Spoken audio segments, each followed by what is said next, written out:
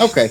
You so, see? Terrell, you were the one who had brought this topic to our attention, so I feel you should be the one to discuss what our tripod session is going to be for tonight. Because my mother wants to call me in the middle of a stream. Move out. Get out of the house. Funny you say that. I know. Because we're moving. Move out. Get out of the house. All right. Turn your I'll phone. see you guys later. Hold up. Yeah, put your phone on silent. All right. Bye-bye. Okay, so while we wait for Terrell to come in to introduce the topic. Right, my bad. He's back. Talk about He's back. debt. No, I don't want to hear about this shit right now. So, the premise of the conversation, and then KG kind of reminded me that we have like over 20 years of content and regions to go over. So we weren't going to be able to fit everything into one particular part. But the premise is essentially going over the positives and negatives of each region, but it's leading into something. So the original idea, I don't mind telling you guys, because most of you either A, won't remember and consider how long it's going to take us to get through everything, or B, didn't watch this particular section, is to kind of talk about what issues a region has. Considering the negative reception of Journeys, what things would it take for you to be like, you know what, fuck this series?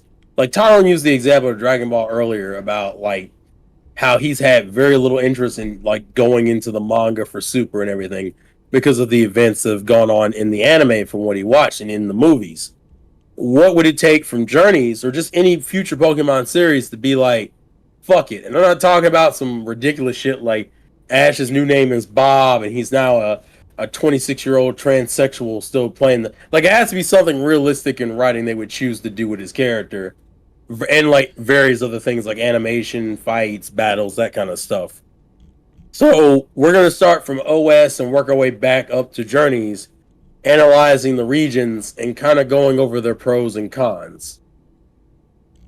And we're gonna try to keep it to like writing based things. So not in, like, for example, when we get to DP, I don't think we're gonna try to overly rely on filler as the only writing problem in fucking DP, because filler, although is a problem in DP, it's an easy thing to point at and go, yeah, that's the problem with this with DP, because that's implying if you took the filler out, the DP would be perfect. Right. I don't think any of us give any region in this series a 10 out of 10.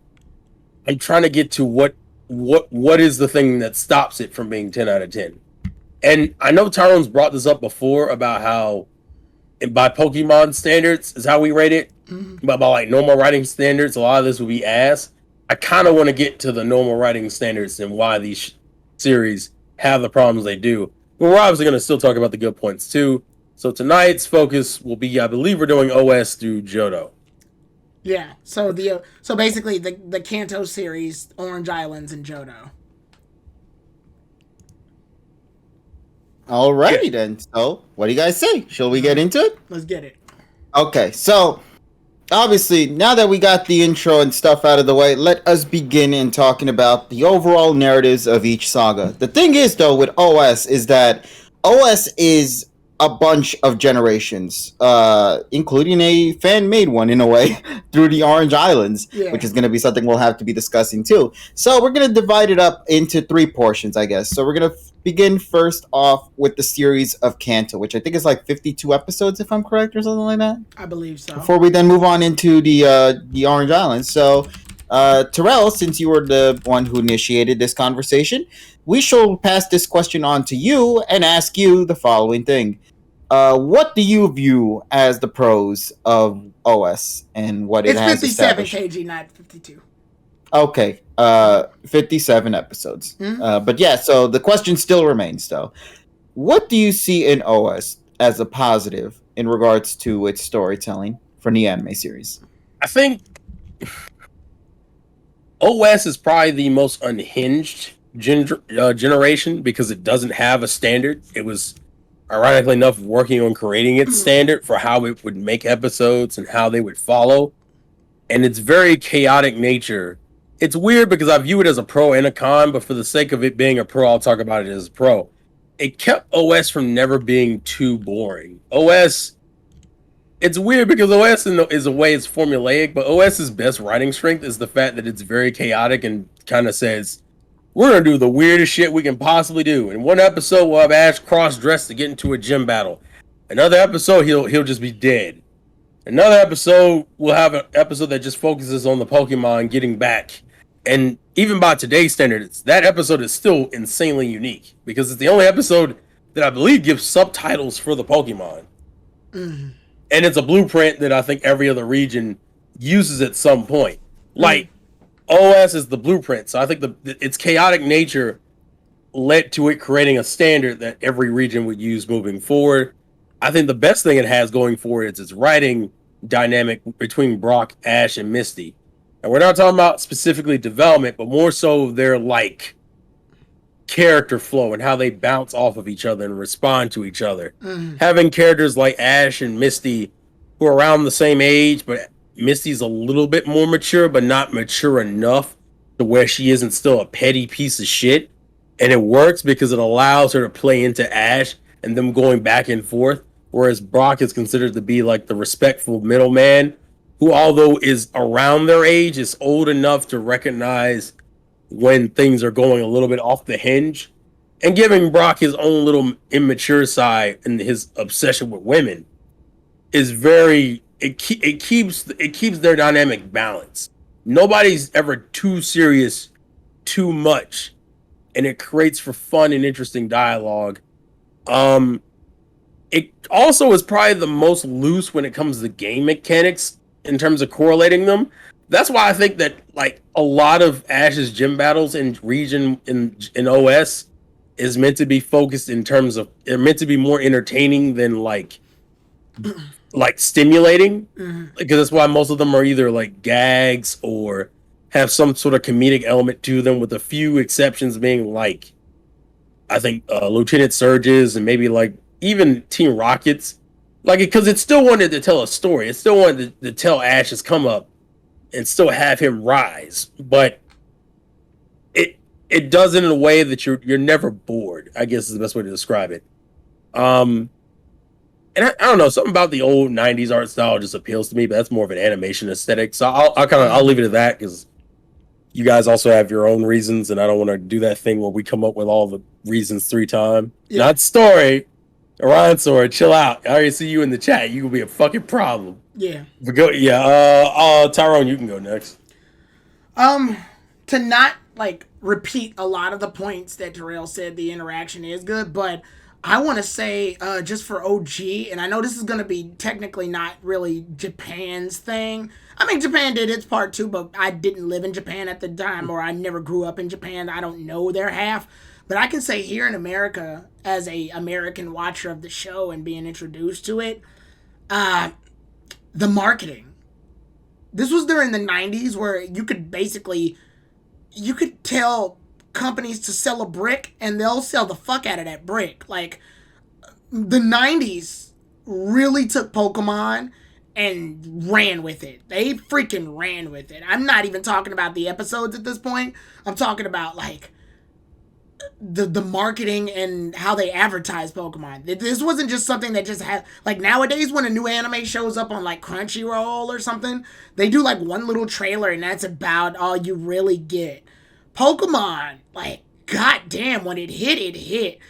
I'm talking Pikachu's jukeboxes for originally made songs that were made by actual musicians and artists. I'm talking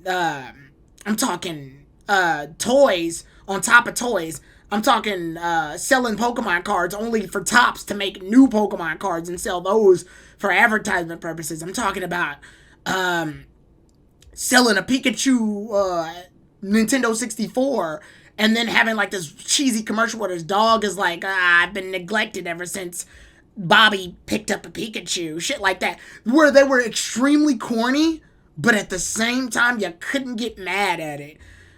When Pokemon the first movie dropped, I swear, I can't even tell you how many commercials blew up on different stations just telling you to watch the movie.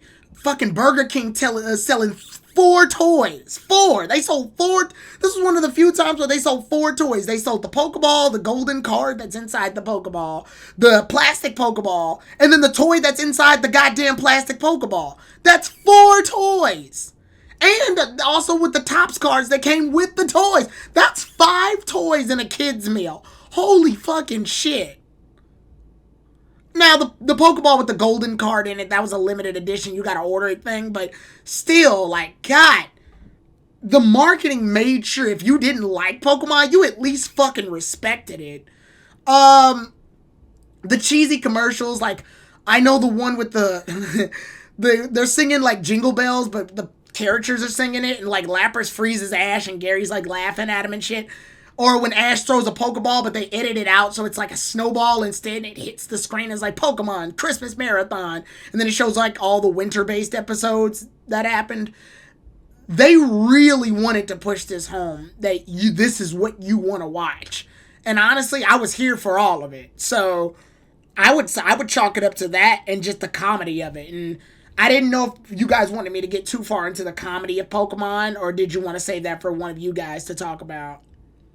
I think for you being the comedy meister, you probably should be the one to talk about it the most. Well, Terrell actually talked about this earlier. The dub was responsible for a huge chunk of that comedy. But the dub really works with what it was given. So I will say that in Japanese, they obviously had to animate Ash and the others doing these things. So they took that. But the dub, like, found a way to really just hit that line. Like the interactions that Terrell was talking about with Misty and Brock, or Ash and Misty, or Brock and Misty. Like, they found ways to juggle around their dialogue enough to the point where it made you want to be invested in these people. They felt less like just characters and more like friends or people you would know that would be in this situation. Like, for example, I know there's one where they're outside looking in at the biodome, and Brock is like going gaga over this lady. And he's like, I've never seen a woman so beautiful before. And Misty goes, look right behind you. And Ash is like, only one of us can hallucinate at a time, Misty. Like, that dynamic alone, you remember that because of how they are. And I've even praised the Ghost of Maiden's Peak episode, just some throwaway filler episode that typically means nothing, to be the funniest episode in Pokemon. To like one of the funniest episodes in Pokemon to date. And it also hits home in the emotional aspect. Like, when they do the sad stuff or the very intense stuff, because you got the chance to laugh with these characters already. So when you get to an episode where Ash almost fucking dies in the snow and all his Pokemon are hugging him, you feel that because you were there through the good and the bad. Like, honestly, emotionally, to this day, I still think this is the hardest, like, hitting series. Emotion, when it comes to, like, raw emotions. That's not to say other series don't do emotions well. Other series have tackled emotions very well when they need to. But OG feels like it can hit whatever emotion it needs to at the time, and it never feels uncomfortable, or it never feels like it has to be, oh, like, this is the sad episode. Don't worry, guys, you're gonna get sad, trust me. Whenever a sad thing happens, it always felt like it came with the moment. And it also is equated to the time period in which it took, where, like Lord Michael says, it held no punches. It could afford to do the crazy stuff. Like, for example, obviously there's some episodes that kind of cross the line in America. Like, for example, the beach one where James makes his fucking fake titties blow up. Obviously, that couldn't be in America. But James is a bad bitch, man. But there's other episodes that still wind up crossing that line. Like when when James, Brock, and Meowth almost drown. So when they finally reach the surface and, like, they end up breathing, Pikachu snaps, like, damn, they didn't die. I'm pretty sure that episode can't exist anymore. Like, I'm pretty sure, and Brock, even as he is, like, a lot of people loved Brock's, like, silly little, he's going gaga over all these women. Nowadays, that would obviously be labeled as harassment. Like, Brock would literally be, like, the subjugation of harassment. And then another part of the community would tackle that and be like, you're only going after Brock because he's horny and he's not of white descent or some shit. They'll say something stupid, and then Twitter will have a whole argument about it. Like, thank God OG didn't happen during Twitter. Let's just say that. Or like in Pokemon Shipwreck, where literally they hold a funeral for Ash, Brock, and Misty because it's thought that they died. That's something you can't replicate that anymore. But yeah, OG's best trait, just to sum it up, is that it came from a place of realism.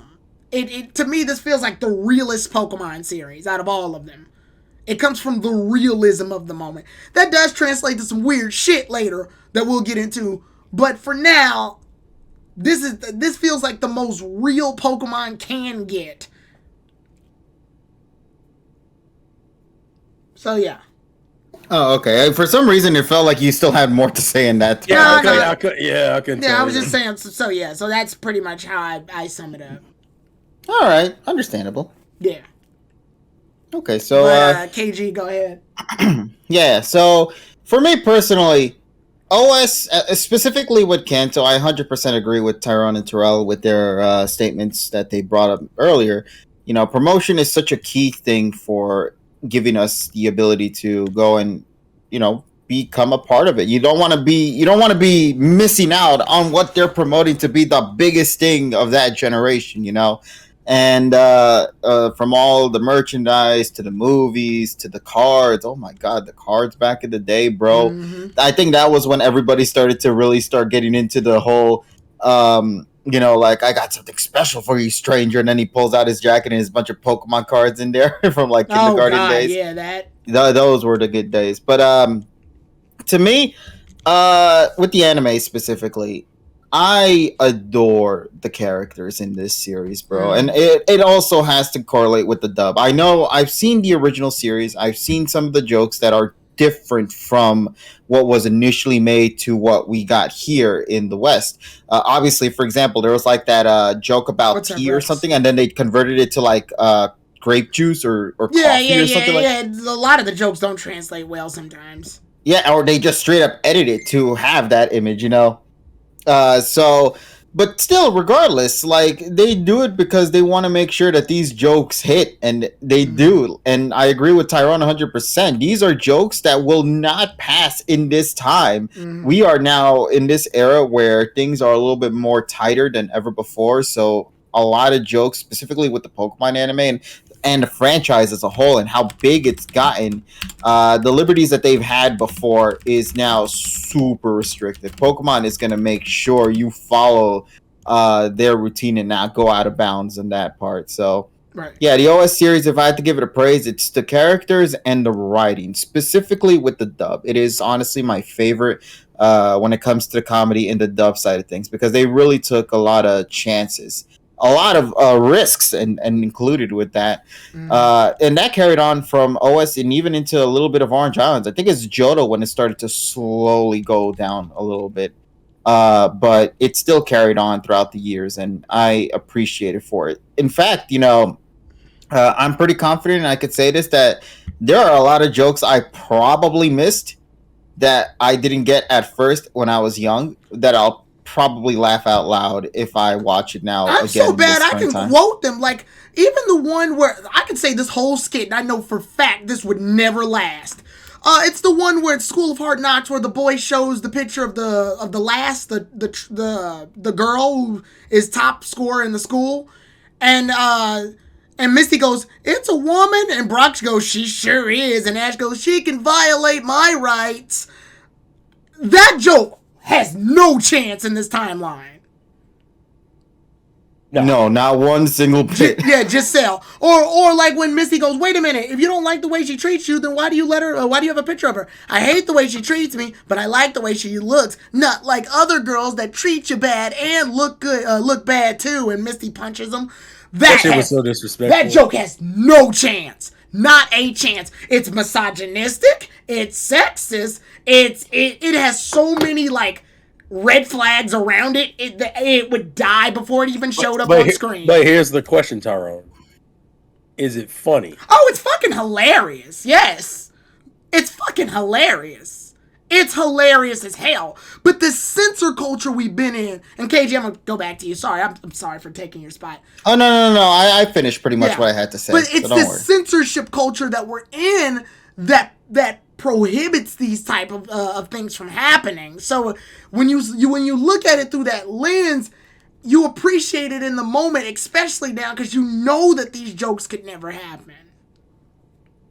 But yeah, that's that.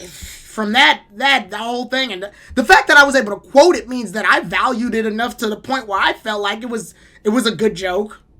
But obviously, the general public isn't gonna think that. Not nowadays. No, 100% though. Like, yeah, a lot of jokes back then will not relate now. It's just impossible. Yeah. But at the same time, I feel like they did work around that, at least. And also, you have to give props to the writer as well who worked on it at the time, because he went above and beyond in ridiculous ways. Can I ask you this? Can I ask both of you guys this? Do you think it's wrong for these jokes to be like in cancel culture in this time and day? Do you think it's bad that these jokes are going to be censored if they were to ever exist in this day and age? Do you think comedy should be silenced for the sake of time period? I think it's more so comedy has changed over years, so comedy from back then will evolve as well, and therefore the comedy of now will be different from the comedy of now. Go ahead, Terrell. Let me counter that question with another question. Mm-hmm. Do you, just like these old jokes would be considered problematic because of its sexism and homophobia and all that other stuff, do you think those old Bugs Bunny cartoons that keep people in blackface, do you think those deserve to be pretty much wiped from the world and never shown again? For the sake of history, I don't think they need to be wiped from the world. But for those, I obviously see why, like, they would trigger some people. And the older it gets, I think the worse it gets. I think there does need to be boundaries. I think there also needs to be, like, I think they do disclosures, like on Disney Plus and shit like that, where they do disclosures. Yeah, they do. Yeah, they do disclosures. But I don't think they need to be wiped. Jokes... Yeah, explained. There we go. Not wiped, but explained. And like when you do that to a joke, you erase it. You're pretty much like you're entertaining the idea that if something isn't right or appeals to a specific person based on standard, then it needs to not exist, and that's wrong. Because if comedy was based on what other people like and dislike, there would be no comedy. Period. Because comedy's not meant to appeal to everybody. It's subjective. The reason why I use the cartoons, for example, for those in the chat wondering, is because the cartoons still have general physical and like comedic humor besides the character looking a certain way. Yeah. So it's not like the comedy's all racially motivated. Most of the comedy is based around, like, there's one where they do the Elmer Fudd thing, but they don't use Elmer Fudd, they use a blackface guy. Right. But it's still the same gags of him being tricked, of Bugs dressing in a woman outfit, or doing that thing where you climb through the wall, you run out the other end, and then you spin it. So he's like in a constant loop and shit. Is that concept. All those are physical gags. Those gags are still funny. The problem with the cartoon has nothing to do with the physical gags of the show. It's just the visual of that one character or two characters looking offensive, and maybe like one or two couples offensive jokes. I know KG brought this up one time, but it also leads to what I call confused representation. People like characters like Speedy Gonzalez, but because the West believes that Speedy Gonzalez is offensive to Mexican culture, they tried to wipe him out. But the moment they did that, a lot of people of Mexican descent or Spanish descent, they got mad at him for being censored out, because it's like, no, we want representation. Well, he's misrepresenting you all. No, the people that are representing that spot say no, don't take him out because we want him to represent us. But he's offensive to y'all. You can't tell us that he's offensive to us because we're not offended. You see the problem? Yes. Yeah, like they want representation, but they hate representation. They want a certain type of representation. Exactly. And they assume that's what you want. Right, exactly. So it's like, I'm just trying to give you what you want, Tyrone. You don't like it? But it's not what I wanted. I said what I wanted. But what you want is offensive. But it's right, not. Tyrone? But it really is. Well, no. The thing is, but Tyrone, it's offensive, right? Right? Yeah, sure, buddy. So we can remove it then, right? Right. I wasn't a proper fan enough, and the weird kid. Oh, okay. They're just. I was reading the chat. Sorry, but yeah. Too many white people believe Speedy Gonzalez is racist, but they don't know what Mexico wants. Yeah, pretty much. They only want to punish the kiss people asses instead of being fun for real. So yeah, I mean, and just to wind it back to Pokemon, just the OG series. Some of the jokes aren't even dialogue jokes. Some of them are physical, like slapstick, especially with this fucking group. God, if you look back at OG, they beat the fuck out of each other. Like, yeah. God damn it. Ash never hits anybody, but Brock and Misty beat Ash's ass, yo. Or they'll beat each other's asses. Yeah. Like, Ash will say something funny, Misty will kick him in the fucking head, Brock will say something weird, and then he'll get beat up. Misty beat them up primarily. Misty punched the shit out of Brock and Ash a lot. Well, people like Misty. I think she winded it. I think it started winding down once she got Togepi. Yeah, once you become a mother, you can't like do physical abuse as much. Also, she still did it. She still did it, but it wasn't as bad. But before Togepi, Misty pounded the fuck out of Ash. I remember there's an episode where Misty has a bathing suit. Yeah, Misty has a bathing suit on, and they're all in the beach, and Ash goes, "Wow, Misty, you look like a girl." And Misty just fucking chucks this ball and creams Ash. All she wanted was a compliment, Ash, and you couldn't shut your fucking mouth and give it to her. Even in Johto, they still kind of did it. Misty couldn't keep her hands to herself. Yeah, I said it went down. I didn't say it went away.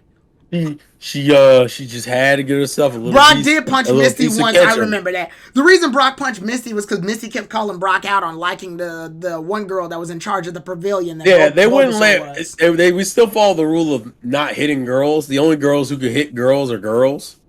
So, like, if it was another girl, they would smack the girl, but that's it. Yeah, but Brock actually hit Misty for calling him out on liking the girl that was. But it was I'm saying it was a rare occurrence. Yeah, he bopped her on the head. Which, again, like I said, these characters, like them or hate them, their relationship is real. It's real people.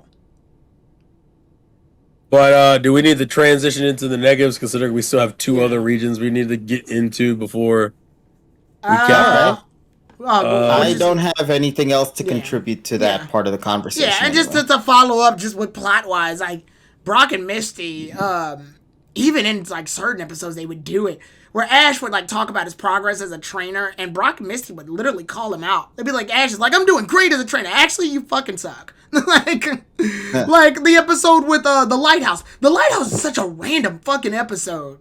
Like, from start to finish. They talk, like, the episode starts off with them, like, summarizing Ash's journey up to this point. Ash is like, yeah, I got 2 badges. And Misty and Brock are like, we gave you those, dude. Chill out. And he's like, damn, okay, why you have to do that? He's like, well, I caught a bunch of Pokemon. They're like, you caught 6. Most trainers have, like, fucking 30 at this point, dude. And, like, it's real. But it's real. They at least stick around. They're not mean. Well, they're mean about it, but they're friends about it. They're telling them the reality. They're giving him an honest truth. It's like fact-checking. Yeah. They're not letting him get so far in his head that he believes he's the shit. So they're bringing him back down to reality. So I do like that, though, because it means they're, like Terrell's always said, they're spiting him, but it's real. So that's a thing I like. That's personally another pro just to tack on before we get to the cons. That's fine, because KG, you're starting the cons off, buddy. Uh-oh. Oh, no. Why is I starting cons? Because you haven't talked for a while. Because it's more interesting coming from the guy who's mostly positive. Yeah. Okay, that's understandable, sir. Have a nice day. No, but, like, in all sincerity, if I had to talk about the cons of the series, it fucking sucks, Kanto buddy. It fucking sucks, bro. I hate this series so much. Nah. Go ahead. The thing is, it aged, I think, is the issue.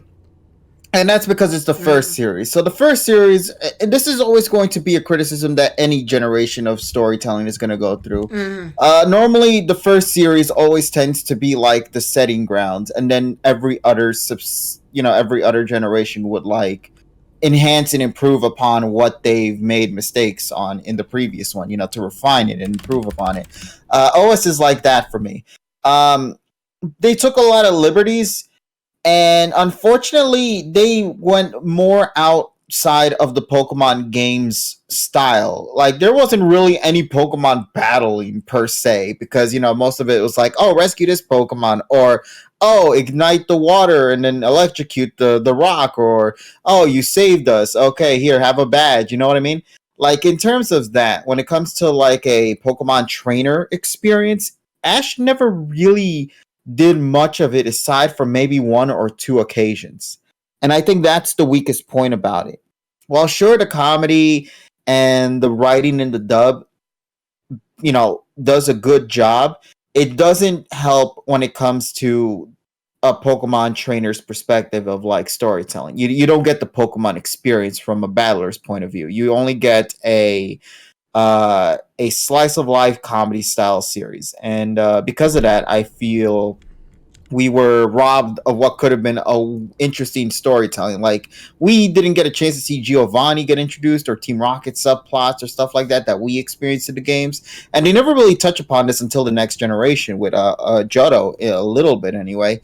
So yeah, that's just my biggest criticism with it. Is just that while I do appreciate what we did get, I am still kind of disappointed by what we could have gotten from this series, because I think, depending on how they established this storytelling in OS, this could have made things more wonderful when they brought them back in Best Wishes. The whole confrontation with Ash and Giovanni was such a monumental deal at the time, but I think it would have enhanced it even more had there been build up in this series, or had there been storytelling to go in that route in this series. So that's my biggest criticism with it. Is like, I love the writing of the dub. I just am disappointed that the writing from the games did not transition at all into the anime series. So that's just my overall perspective on it. Animation also, if I have to quickly go into it, given it's also one of the original series and the starting points, it was very stiff. I mean, the whole point of them like standing like in models with their arms like too tight to their stomachs and everything, but that's just something the original series had to go through. Every series that followed up did improve upon the animation of the characters' movements and whatnot. But like, you could definitely tell that it was stiff in the original series. But that's pretty much all I got to say on that part. It's those two. But let's pass it on to the next person. Why don't we? So I would normally let Tyrone go next, but knowing how Tyrone usually goes into stuff, we'll end up commenting in the middle of his anyway. So I'm gonna let him go last. Okay. If we're gonna, I'm not gonna bring up every issue because I know Tyrone has his own issues. The two things I'll focus on when it comes to OS's issues is, the first problem is it goes back to the chaotic thing I mentioned. Chaos allowed OS to stick out immensely because it literally threw everything at the kitchen sink with you. The problem with that is it pretty much traded any sense of consistency for the sake of being entertainment, which is why you got these weird ass battles. We got this weird ass story. We got things that sometimes were brought up and never referenced again.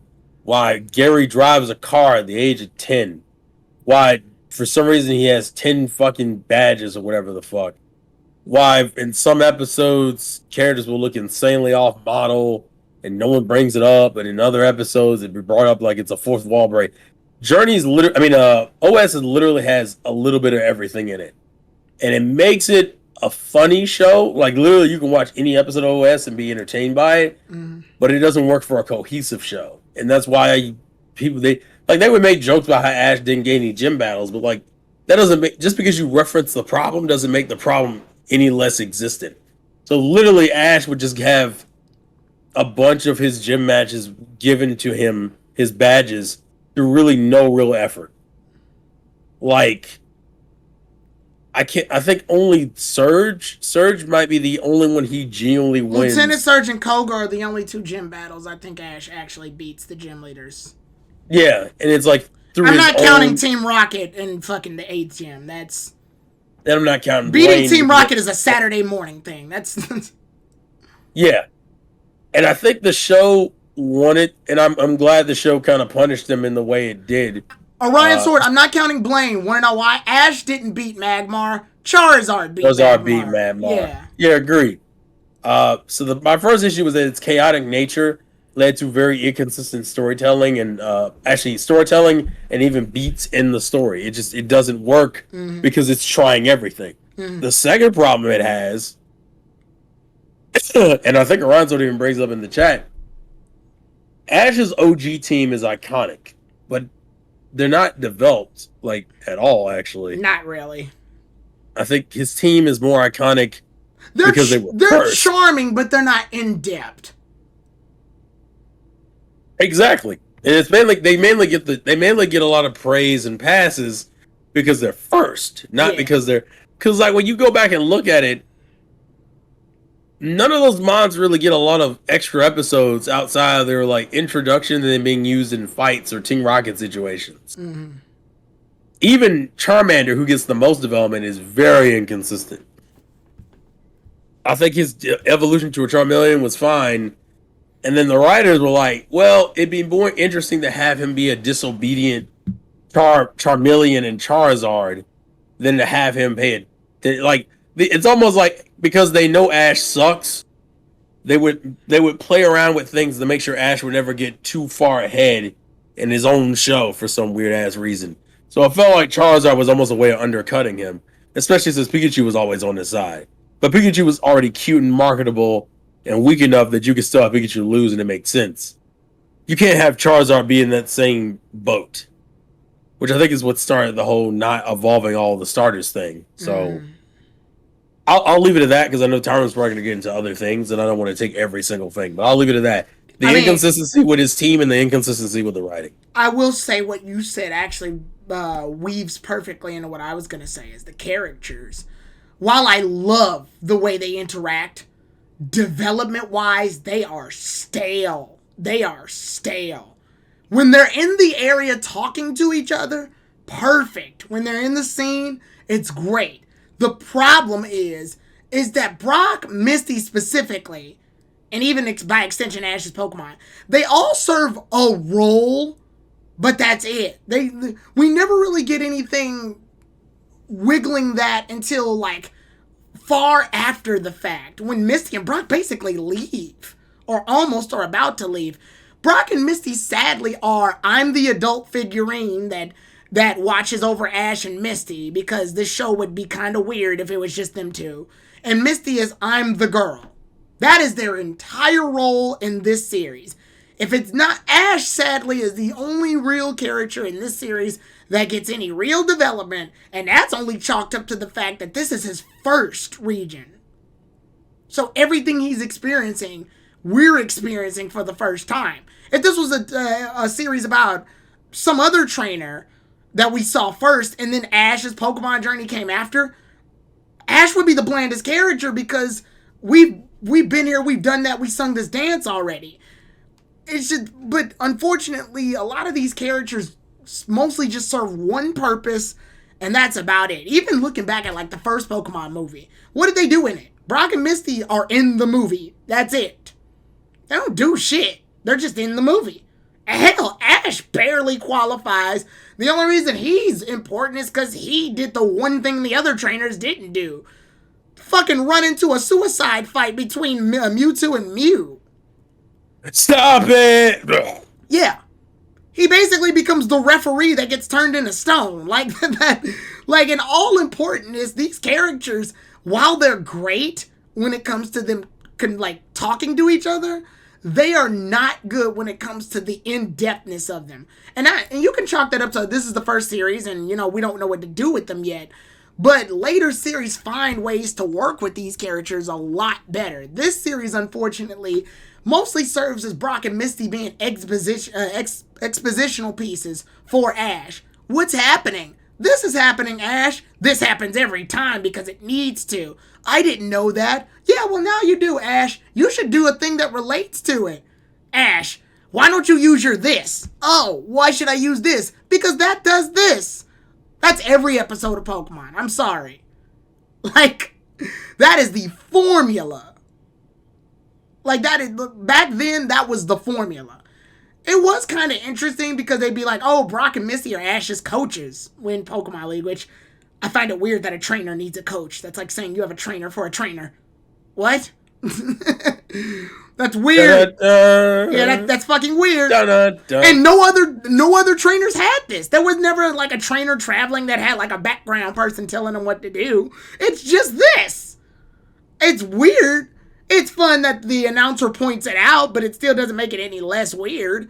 Yeah, I gotta say, like, while these characters are fun in the moment, in depth, they're not. They're hollow. They're hollow. Yeah, they are nothing more than pieces to the recommended episode quota. It's the reason why I say you could turn on any episode of OS and be entertained by it. Yeah. But when you start looking at the ongoing narrative, you go, fuck, nothing happens in Kanto. Like, I feel like the only reason they gave Misty Togepi was to give her something else to do. Yeah. Because originally Ash was supposed to have Togepi. It was his egg. But I think they were like, okay, we're done giving Ash Pokemon. Let's give Misty a Pokemon. Because we need her to be a mother. And also, this thing is cute and sells fucking gold and silver before gold and silver comes out. Like, that's essentially all what she does, sadly. And that's it. That sadly is it. Like, it is... They are grasping for straws at narratives at that point. And again, you can chalk it up to being the first series, but again, how many times can you give it that excuse before you start? Well, no, it is an excuse, but it doesn't make the writing feel any better. Yeah, definitely. Like, that's why most people who talk about OS always say, OS is funny as fuck. Like, yeah, it is. But what about that narrative, though? It's funny. It is amazingly inconsistent, too. There's so many trainers that Ash goes, let's meet again in the Pokemon League, that we never see again. No. AJ, I mean, that could be said for a lot of characters. Well, yeah, but it's here where it happens way more. It's here where they start it way too often. It's here where they start their bad habits. Like, I'll give Johto some credit. Johto kind of fixes some of those issues. That's why I said before. I think there are certain things that I feel the following series. Terrell said it better before me. This is where the story starts getting a lot of its bad habits. Whenever you talk to a community or have a debate about somebody, about Pokemon and its weirdness, people always refer to this as their reference point of, well, what about back then in Pokemon when they did this? Rhyhorn got shocked by thunder. It's an anime. Yeah, they did that because it's convenient. And there was no rules attached to it. Now they care more about the entertainment of the episode than they did about the mechanics of the game. Right. Never mind the fact that Pikachu can fucking use Thunderbolt on Golem and knock it out in movie 1. Because no one was going to pay attention to that at the time. Now people are going to pay attention to it. But OG's always the start of that bad habit shit that people let flow on. Some people recognize this as, oh, it's just the original series, let's not pay attention to it. But others will use this literally as their defining reference to an argument. And it all starts here. Well, that and it kind of goes into the writing situation where, like, how we'll talk about how funny OS is, but like how later gens had to tone it down because of political correctness. Right. So some episodes that are absolutely hilarious, or some episodes that even have like a bunch of side gags that are hilarious. Mm-hmm. Like the I forget what it's called, but the episode where he dies, he's hanging out with Gengar and Haunter and Ghastly. Yeah. I think that's what led to every fucking region getting a Ghost House episode. And the only one that really sticks out in recent memory, I think, is the Esper one. Granted, X and Y has 2. For Christ's sakes, I would say X and Y had 2. I don't think they needed 2. I think the Esper one was fine, but I think the Esper one is better because the Esper one. It is. And the only reason why the Esper one sticks out is because it's refreshingly dark. Oh Lord! Fun fact: because of 9/11, they couldn't call that episode the Tower of Terror for a bit. Yeah. Yeah.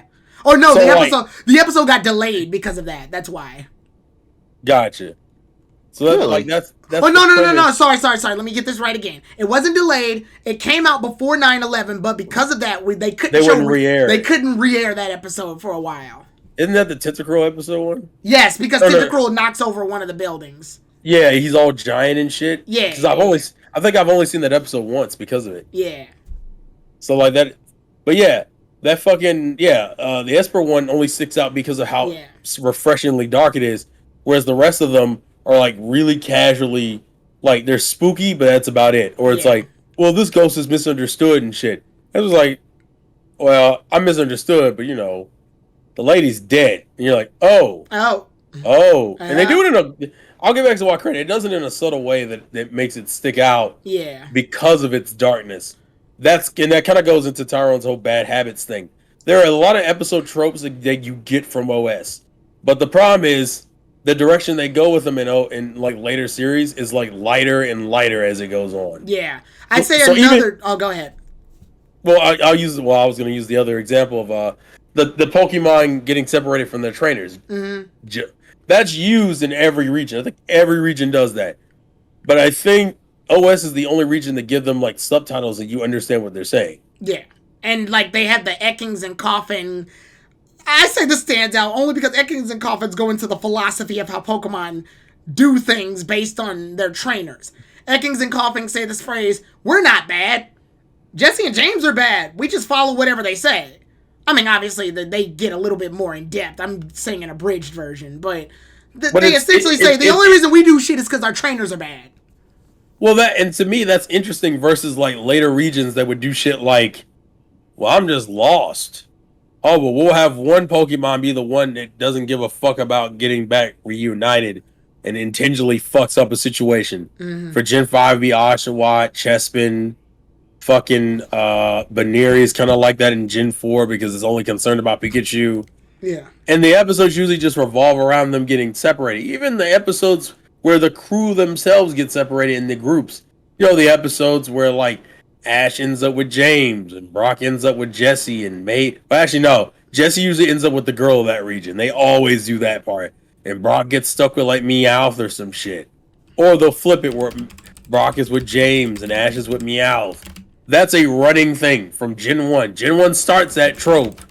And then they continue it. It happens in Hoenn. It happens in Down to Pro. Hell, it even happened in Journeys. I think it's with the Durant episode. The Durant episode is what does it. Because I complained about how poorly used the Durant and Heatran duo or rivalry. A lot of Pokemon's main gimmicks come from OS. And they get worse and worse because of the restrictions in writing in terms of how they want to portray these things. But I don't want to go too. I feel like I've gone too far off on that tangent. I guess I can go into another con than that I had.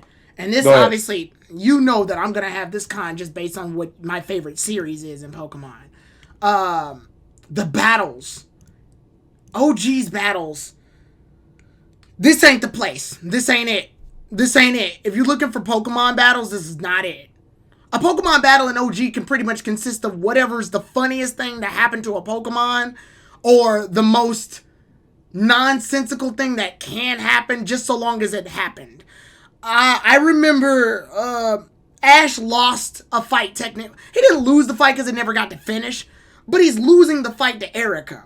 He's losing a fight to Erica essentially because she uses Gloom, and Gloom's smell is so bad that Charmander and Bulbasaur just cop out of the fight. Like, they don't even want to deal with it. And Ash is losing the fight because of that. That's why he's losing the fight. Thankfully, the gym fucking catches on fire and Ash saves the damn thing.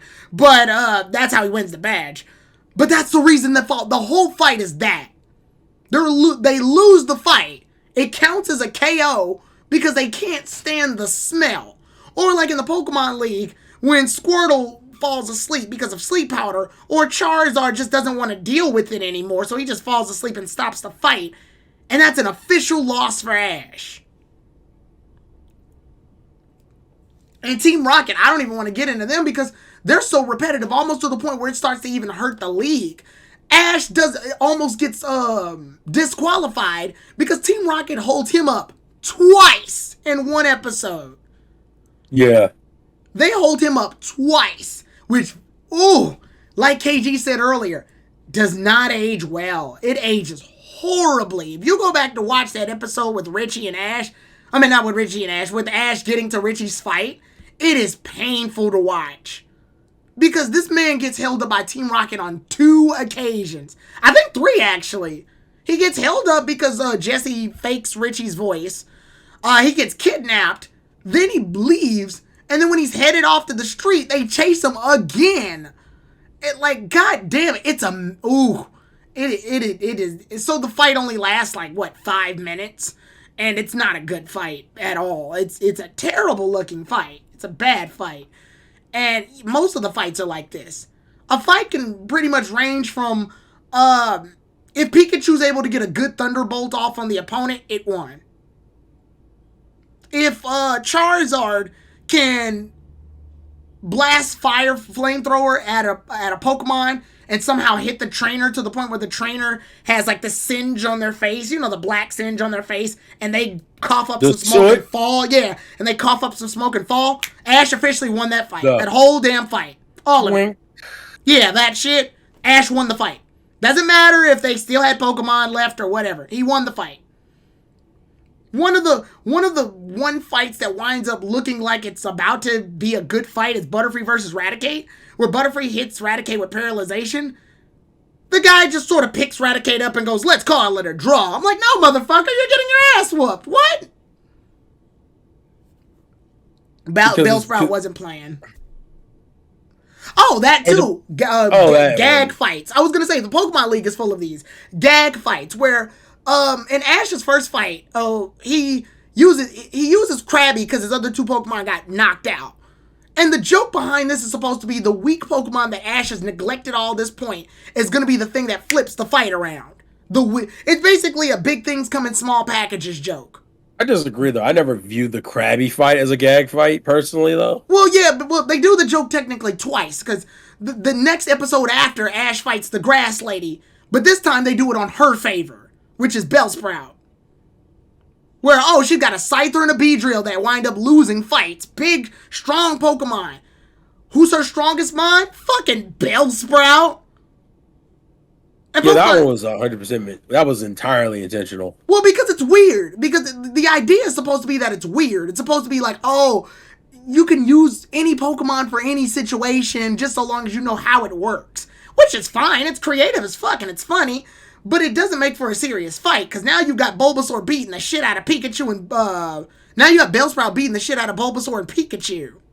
And then you had, legit fights, I forget the second person, the one that has the Arcanine and the Cloyster and shit, and literally, all fucking, he goes, Crabhammer Cloyster, and he's like, I don't know if it's Iron Defense, but he's like, Harden or some shit. Yeah, he was withdraw, And he's like, oh yeah, withdraw, and he's like, keep on hammer. He's like, Cookie,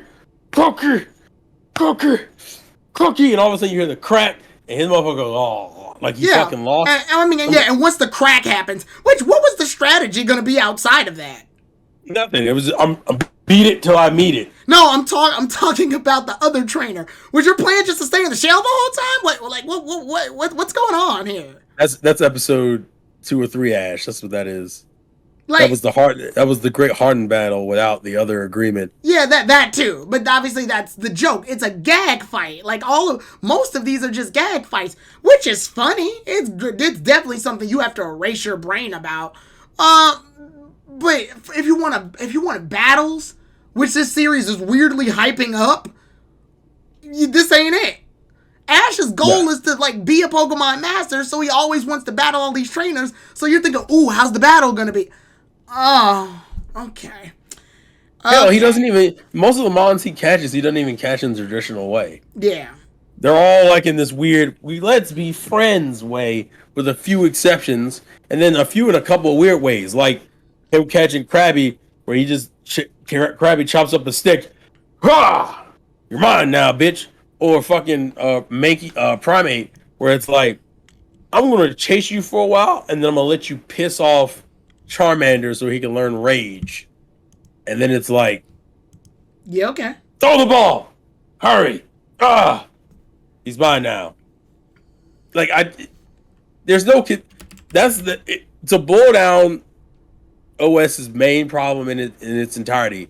It lacks consistency because it doesn't have a focus, because it doesn't have a direction, because this was the first series we got. And so we understand those problems and why it ended up the way that it did, but it doesn't make the show any better 10, 15, 20, 25 years down the line. But we need to address OS and Johto, and this shouldn't take as long because we don't really have to discuss certain things over again. But let's hit Orange Islands. Orange Islands first, which Oh God. I'll be real with you. I don't know how many real positives there are for Orange Islands. I have a couple of things I want to say about Orange Islands. Then Kevin, there's some positives. Yeah, there's a couple of positives. No, it's not that there isn't a couple positives, but there's 3 people here. Kevin, if you mention yours, I bet you'll mention almost all of them. If not, you might miss one. That's about it. But go for it, Kevin. Okay, so my favorite thing about Orange Islands, let's be clear with this one. I love the originality in this series. This is the series that sticks out the most to me when we're talking about OS because it's so original. There's nothing that you can connect to it from the games in this generation. And I appreciate it for it. The themes that they had going for it with like going from island to island, meeting new Pokemon, meeting new gimmicks, Ash getting a Lapras and having that be a ongoing plot element to get to the finale. Like there were many key elements in this series that I felt was the step in the right direction that I criticized about in the previous season. There was a lot more battles this time around, and there was actually a nice balance of battling and also working with Pokemon, which is something that I think the anime realized in the Orange Islands, where it's like, oh, we have Pokemon. We can theoretically play by the rules and follow tradition of the games. But we also have the liberty of using the Pokemon as wild creatures and have them play roles in the series that don't always have to tie to battles. Like I remember the battle where they had to make like the ice ski or slide or whatever it was, the canoe. And I love that all the Pokemon had to be involved in some way, shape, or form. I loved how Lapras was the one behind taking care of making it as an ice object. I love that Charizard, Squirtle, and Bulbasaur were the ones taking care of it to crafting the said item, and then of course the ride down towards the bottom.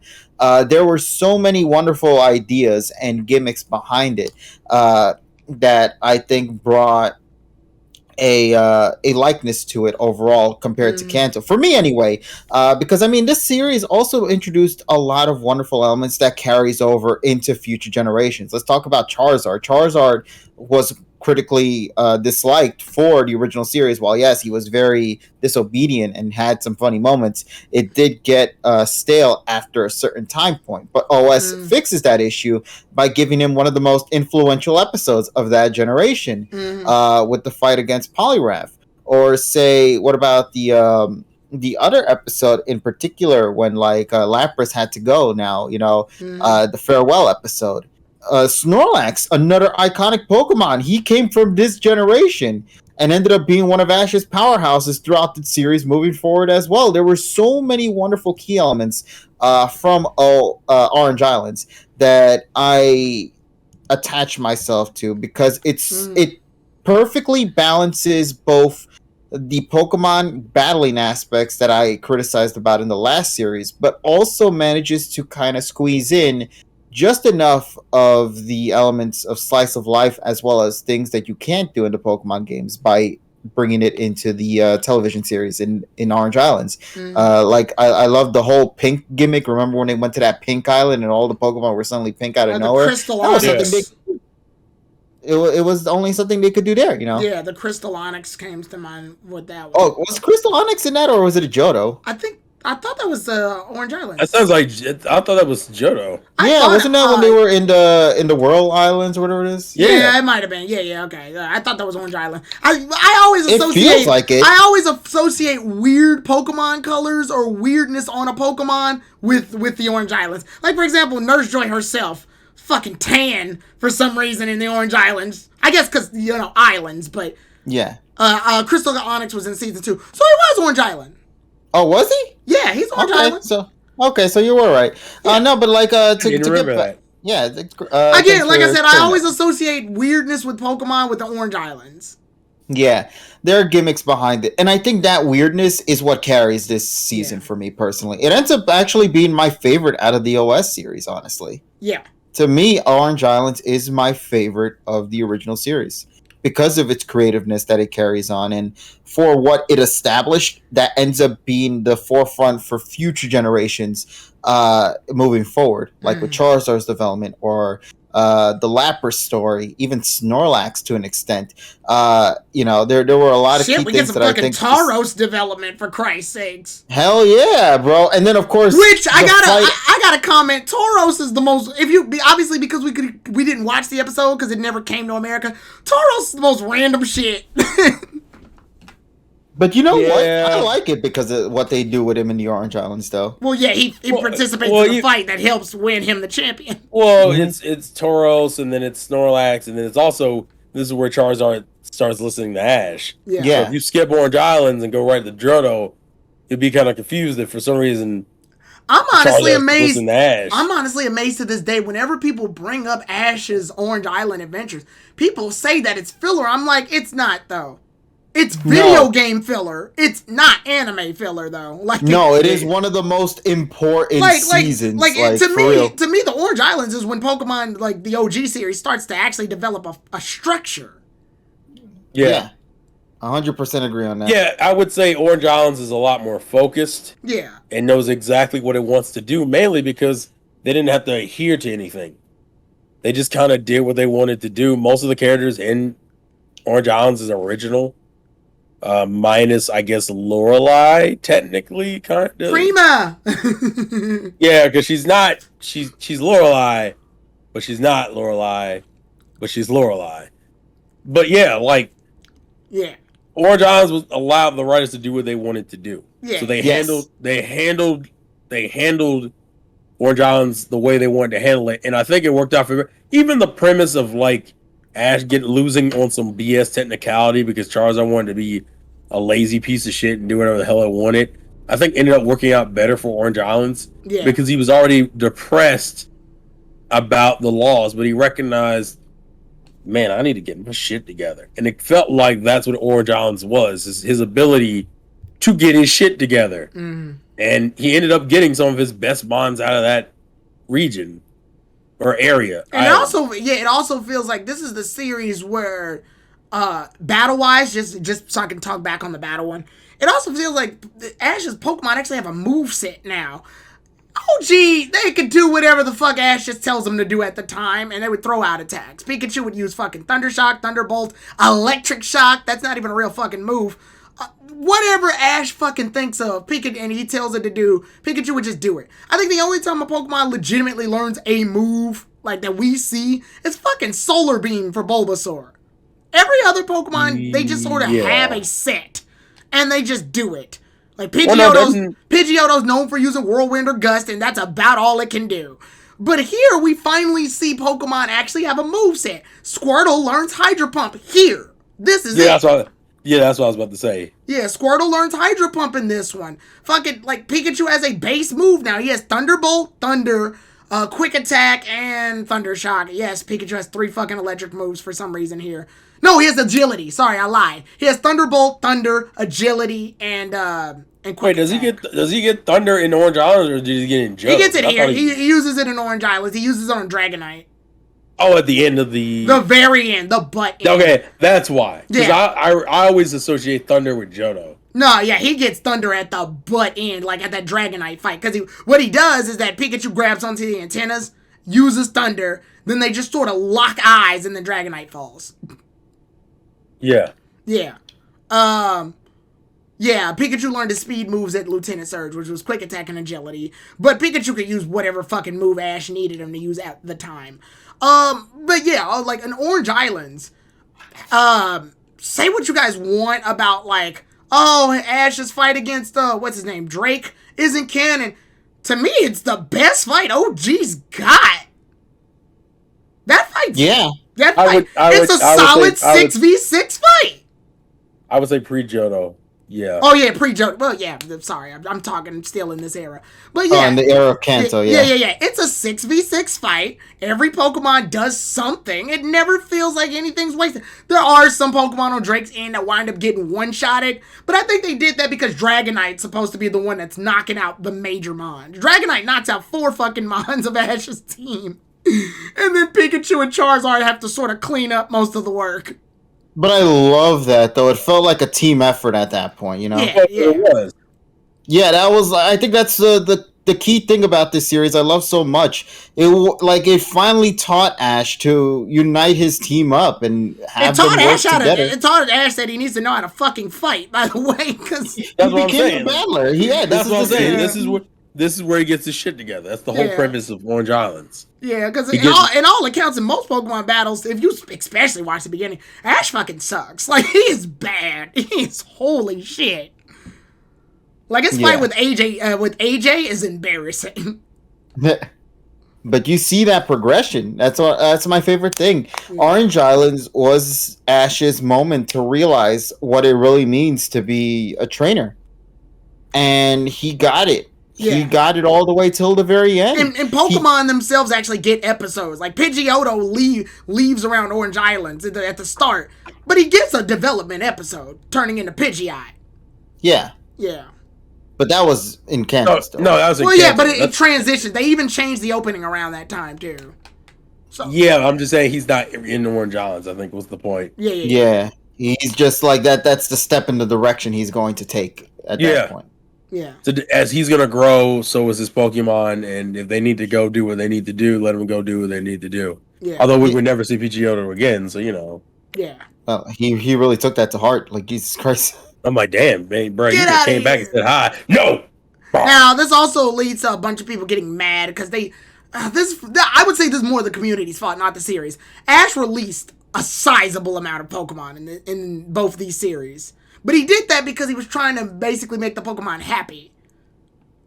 So unfortunately, we get a lot of people backlashing him for this.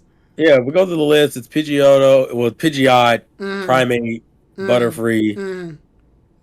That technically, and we said Lapras already, did we? Did he actually catch Lapras? Yeah, I talked about Lapras. He caught Lapras. Yeah, he caught it. He used it in battle. He caught it because it's tied against Gengar. Because the argument kept going in and out with Lapras. Like he people were like, he caught it. And then what else? Is that it? Yeah, those are the four. Those are the four. I think what it is that people just noticed it with those four.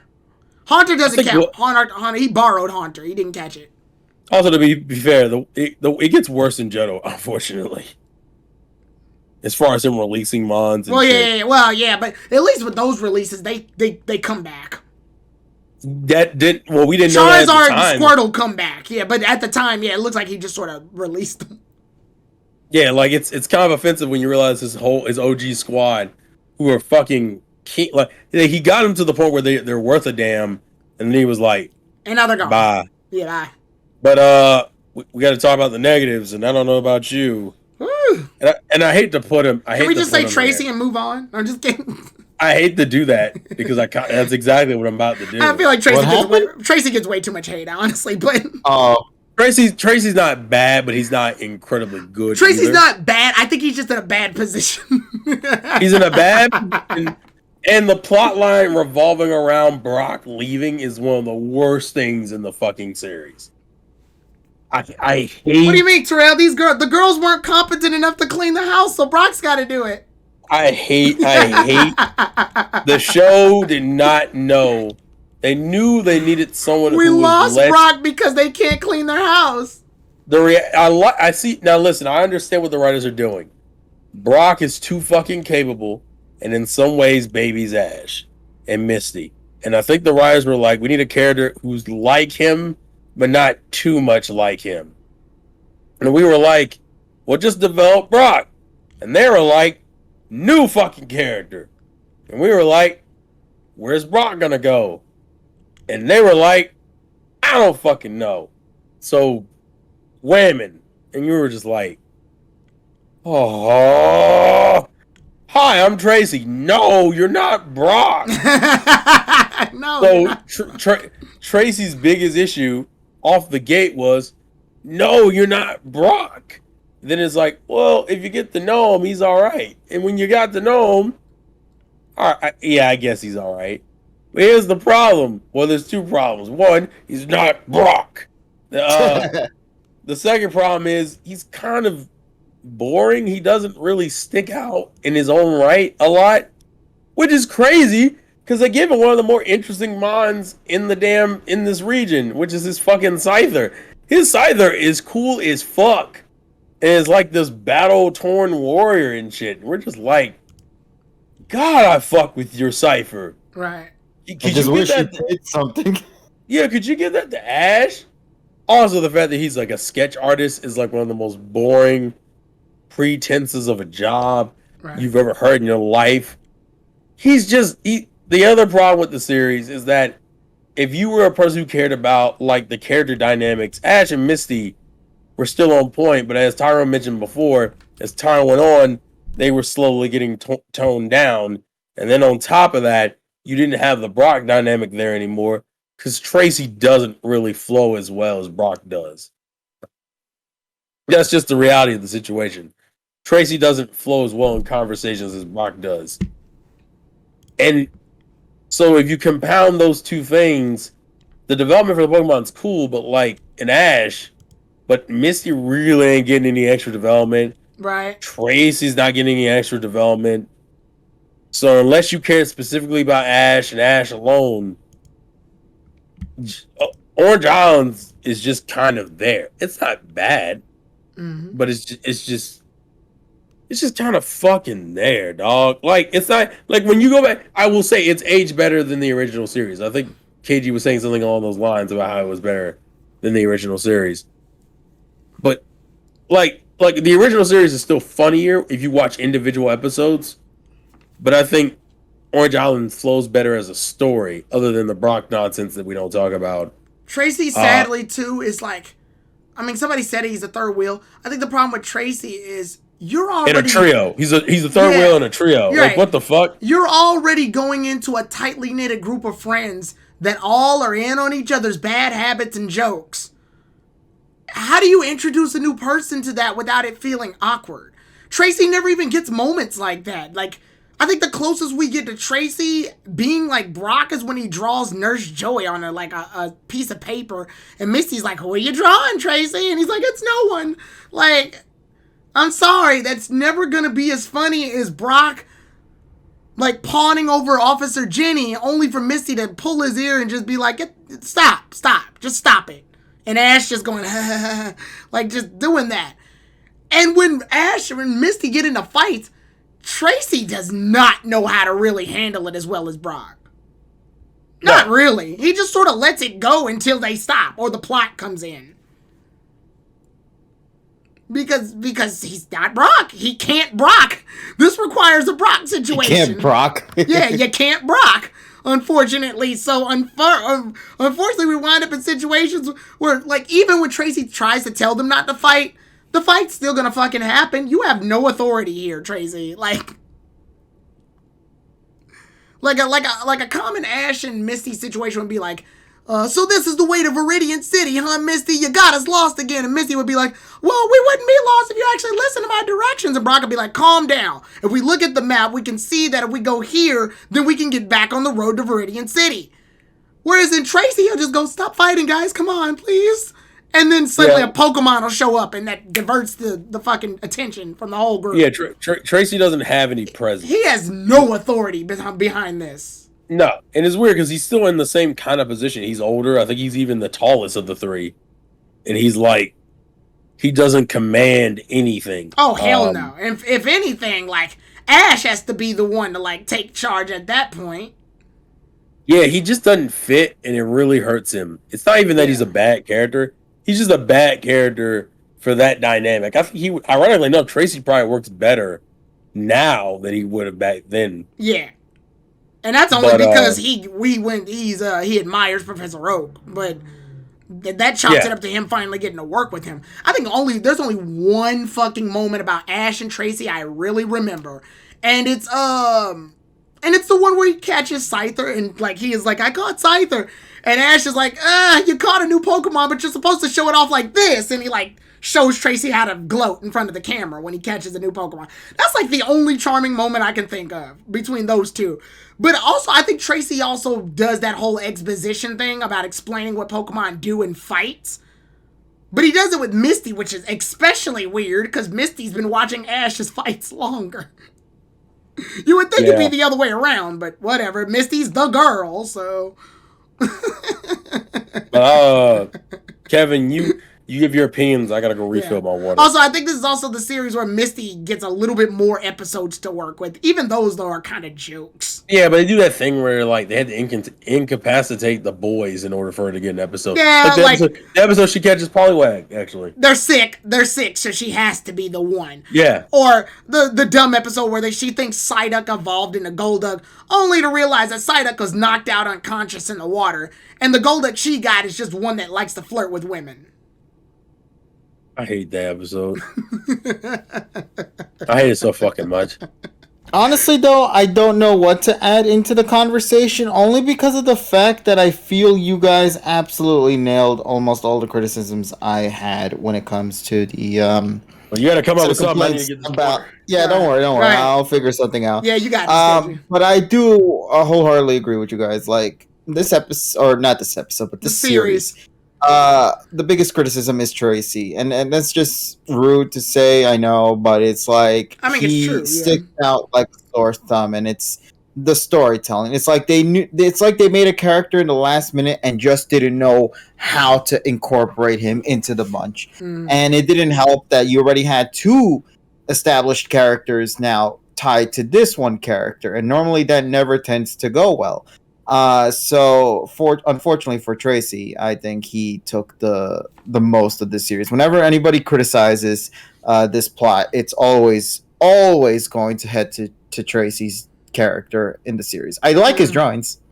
Yeah. That's as far as that goes. I think the series never really locks down on it. He's a Pokemon researcher, but I don't even think the series knew what a Pokemon researcher was yet. So like when he draws Pokemon, it's like, okay, he draws them.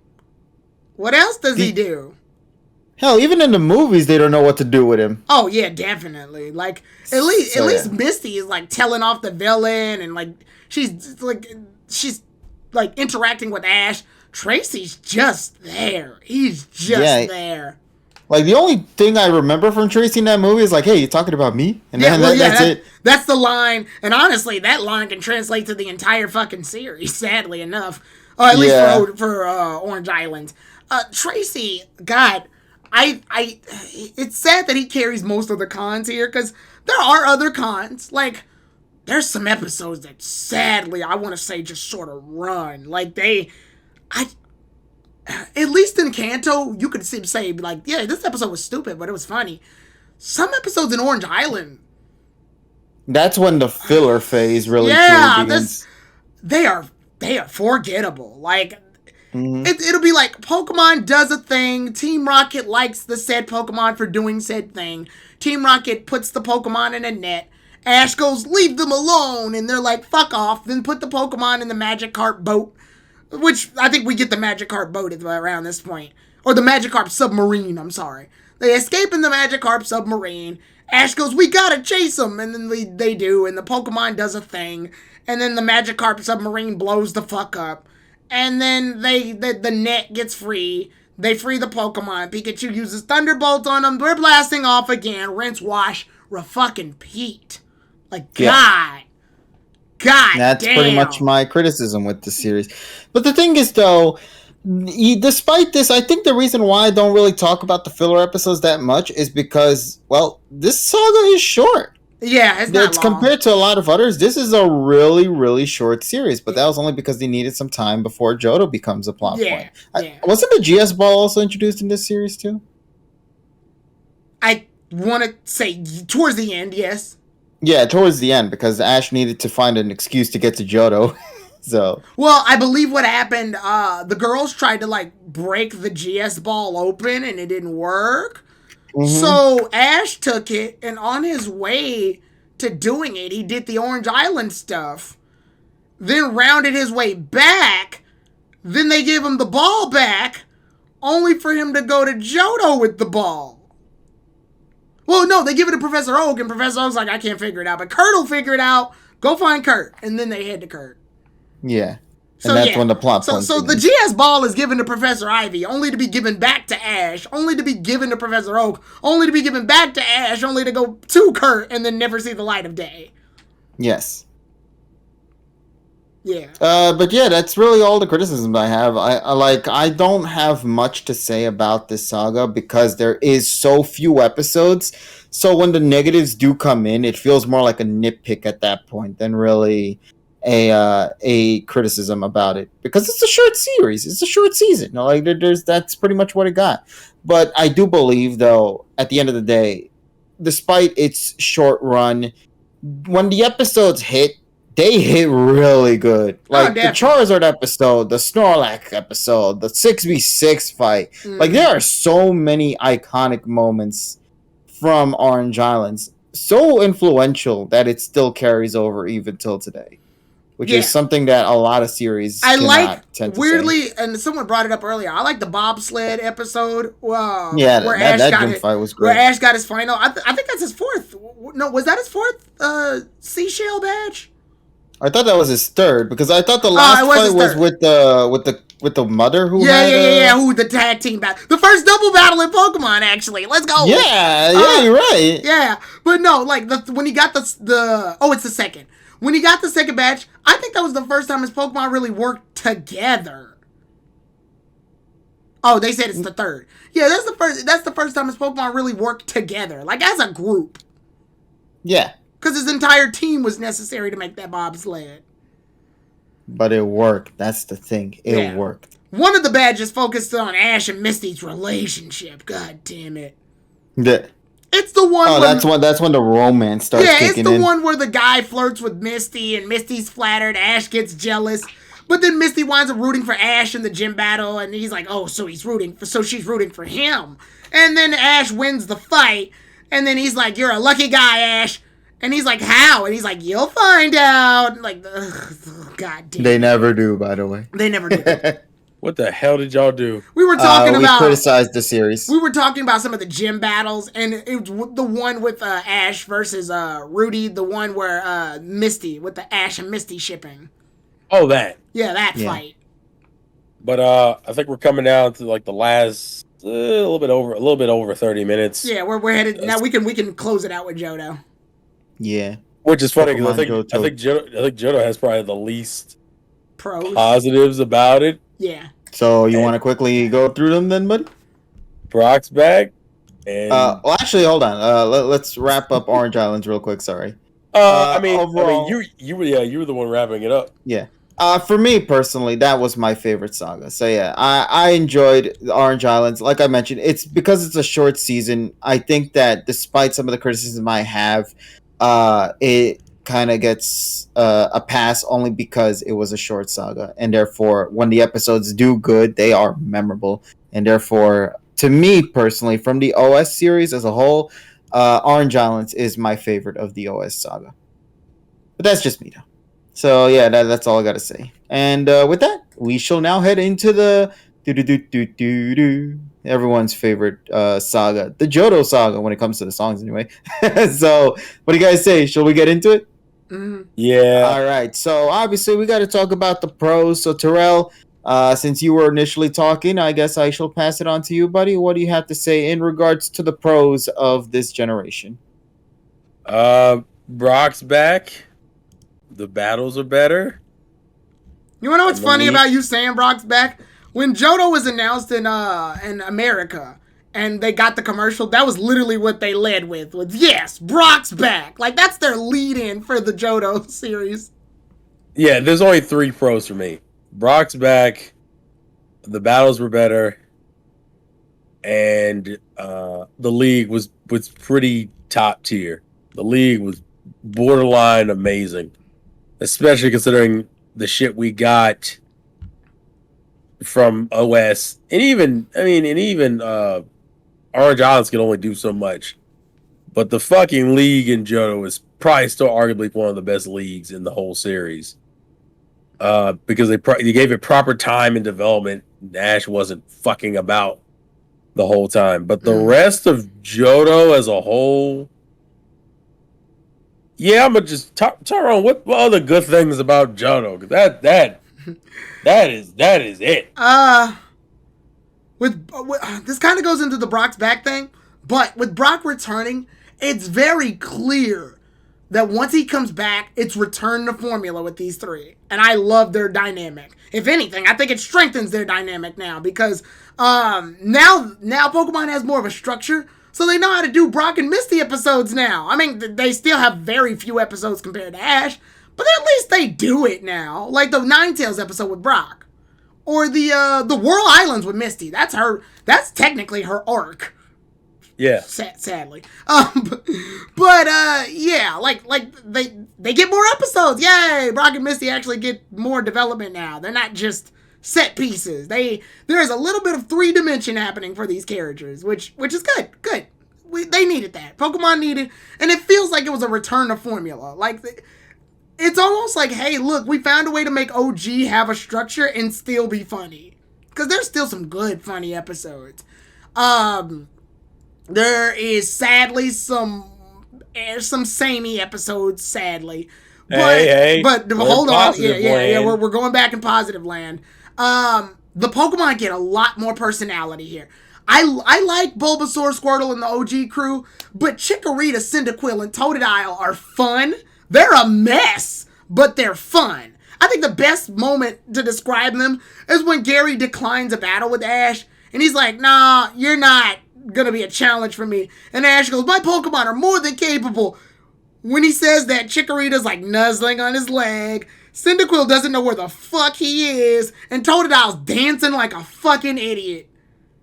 And Noctowl's asleep. I love it. This is a perfect reflection of Ash and his control over these new Pokemon. This is his new team, and this is how they act. But at least it's funny because it gives them personality. Bulbasaur's personality sort of grows as time passes. Plus, I think Bulbasaur gets the most time with Ash out of all of the others. Squirtle's personality, once you said it already, once it starts to peak, he leaves. He gets booted to be a firefighter. Yeah. And Charizard hits the fucking rawest point in his personality, only to leave to a bunch of other Charizard. So here we get a whole new set of Pokemon, and they are, by all accounts, fucking idiots. But he does get them together a lot quicker, because he's a better trainer now. We actually see that there's a Cyndaquil episode now. Good. We get to see Ash and Cyndaquil train overnight in order to beat Skarmory because they lost in the first fight. That's good. We get to see Chikorita be jealous of Pikachu because Ash has had Pikachu longer, so obviously he's going to stick with Pikachu, but Chikorita's a fucking brat. So we got to deal with that.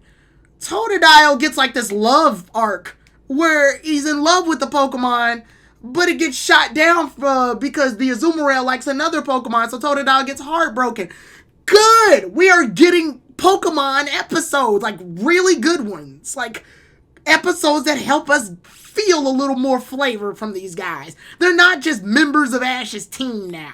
And yes, I'm not implying that his Kanto team didn't have good episodes. It's just they were far and in between. Whereas Ash's new team, they get several moments to shine.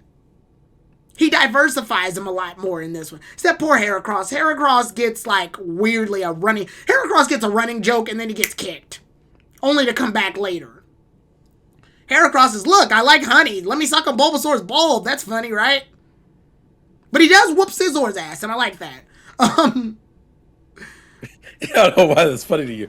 The fucking rival bugged. Bitch, I don't give a fuck if you have evolution. I got hands. Well, it goes to show that even though that Heracross was a running joke, he meant business. He meant fucking business. Yeah, for some reason, Heracross consistently has hands throughout the entirety of his run. Oh, yeah. I think that's one of the reasons why they probably had to axe him, because this was still in early stages of Ash's development. So they couldn't have Ash dominate, but they could have him fucking, like...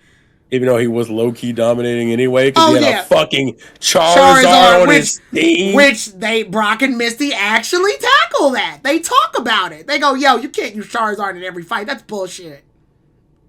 And you're in the back like, Why the fuck not? But I do like Yeah, that. why? I want to see him use it against Bugsy. Damn it. Yeah, but That I would have been do. the funniest. But I do like that would that. have been the funniest shit. And the other pro, I like that Ash actually earns every one of his badges now. The battles are still looking a little weird, but they're better. They're better. They're tremendously They're better. actually battles. How They're about battles. that? I just know that there's literally a fight where Ash fights Steelix, and you want to know what his strategy is? Cyndaquil, use Flamethrower. Flamethrower, Cyndaquil. All right, here comes Steelix. Cyndaquil, get ready. Flamethrower. All right, Cyndaquil, this is it. Flamethrower. All right, Ash, fuck. We get it. Flamethrower. I swear to God, if you look at that episode, that's his only strategy against Steelix. I mean, Nothing more, nothing less. Tyrone, in the games, that's what you do. You flamethrower the fuck out of her steel types. Or, you wet them. But, if you ain't got water, I mean, nowadays, I would expect if Cyndaquil tried to use Flamethrower, they would have Steelix, counter it. So Ash has to find a creative way to use Flamethrower on him.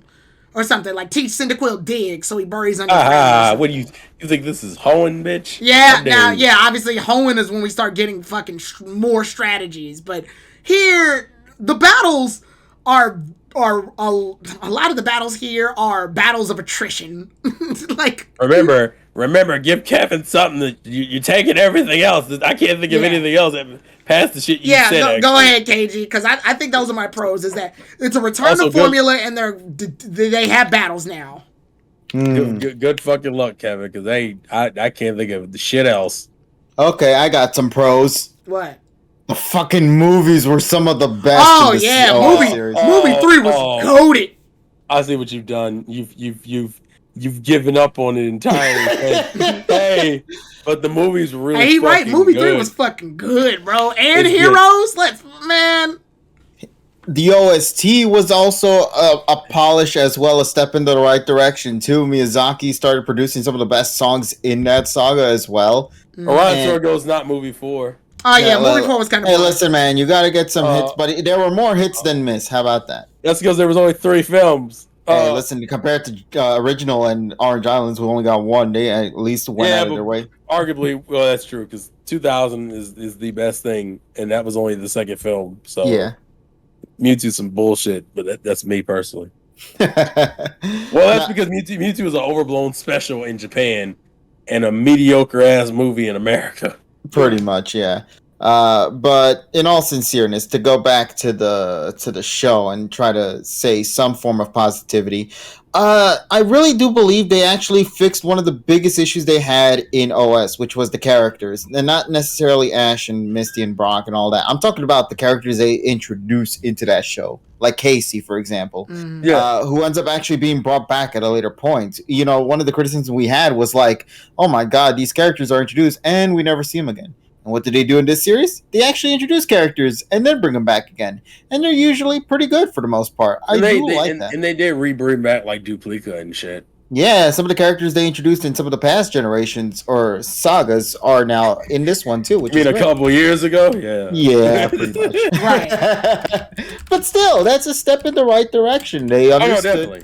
That they set the foundation up in Kanto, slightly tweaked it up in Orange Islands, and then improved upon some of the things they missed out on in Johto, which is the character side of things. I appreciate that. Red Ambassador TSS says movie 3 is not good, but that's a whole other issue. That's a whole other can of worms. We've already agreed to murder him over that, but that's it's their opinion, but it's neither here nor right. So damn. Put up, Tish. Sorry. But so overall, Johto to me, it unfortunately has the least amount of positive things I can bring up about it. But that doesn't necessarily mean it's bad. It's just more so I am overall indifferent to it. Even the humor is not hitting as hard as it was with Orange or even Kanto. Yeah. That's pretty much all the positives I can say. I guess if you want to bring up a little nice attention to detail, this is also the series when they transitioned into the new art direction as well with the animation side of things. Because I think this is when they went digital this time around.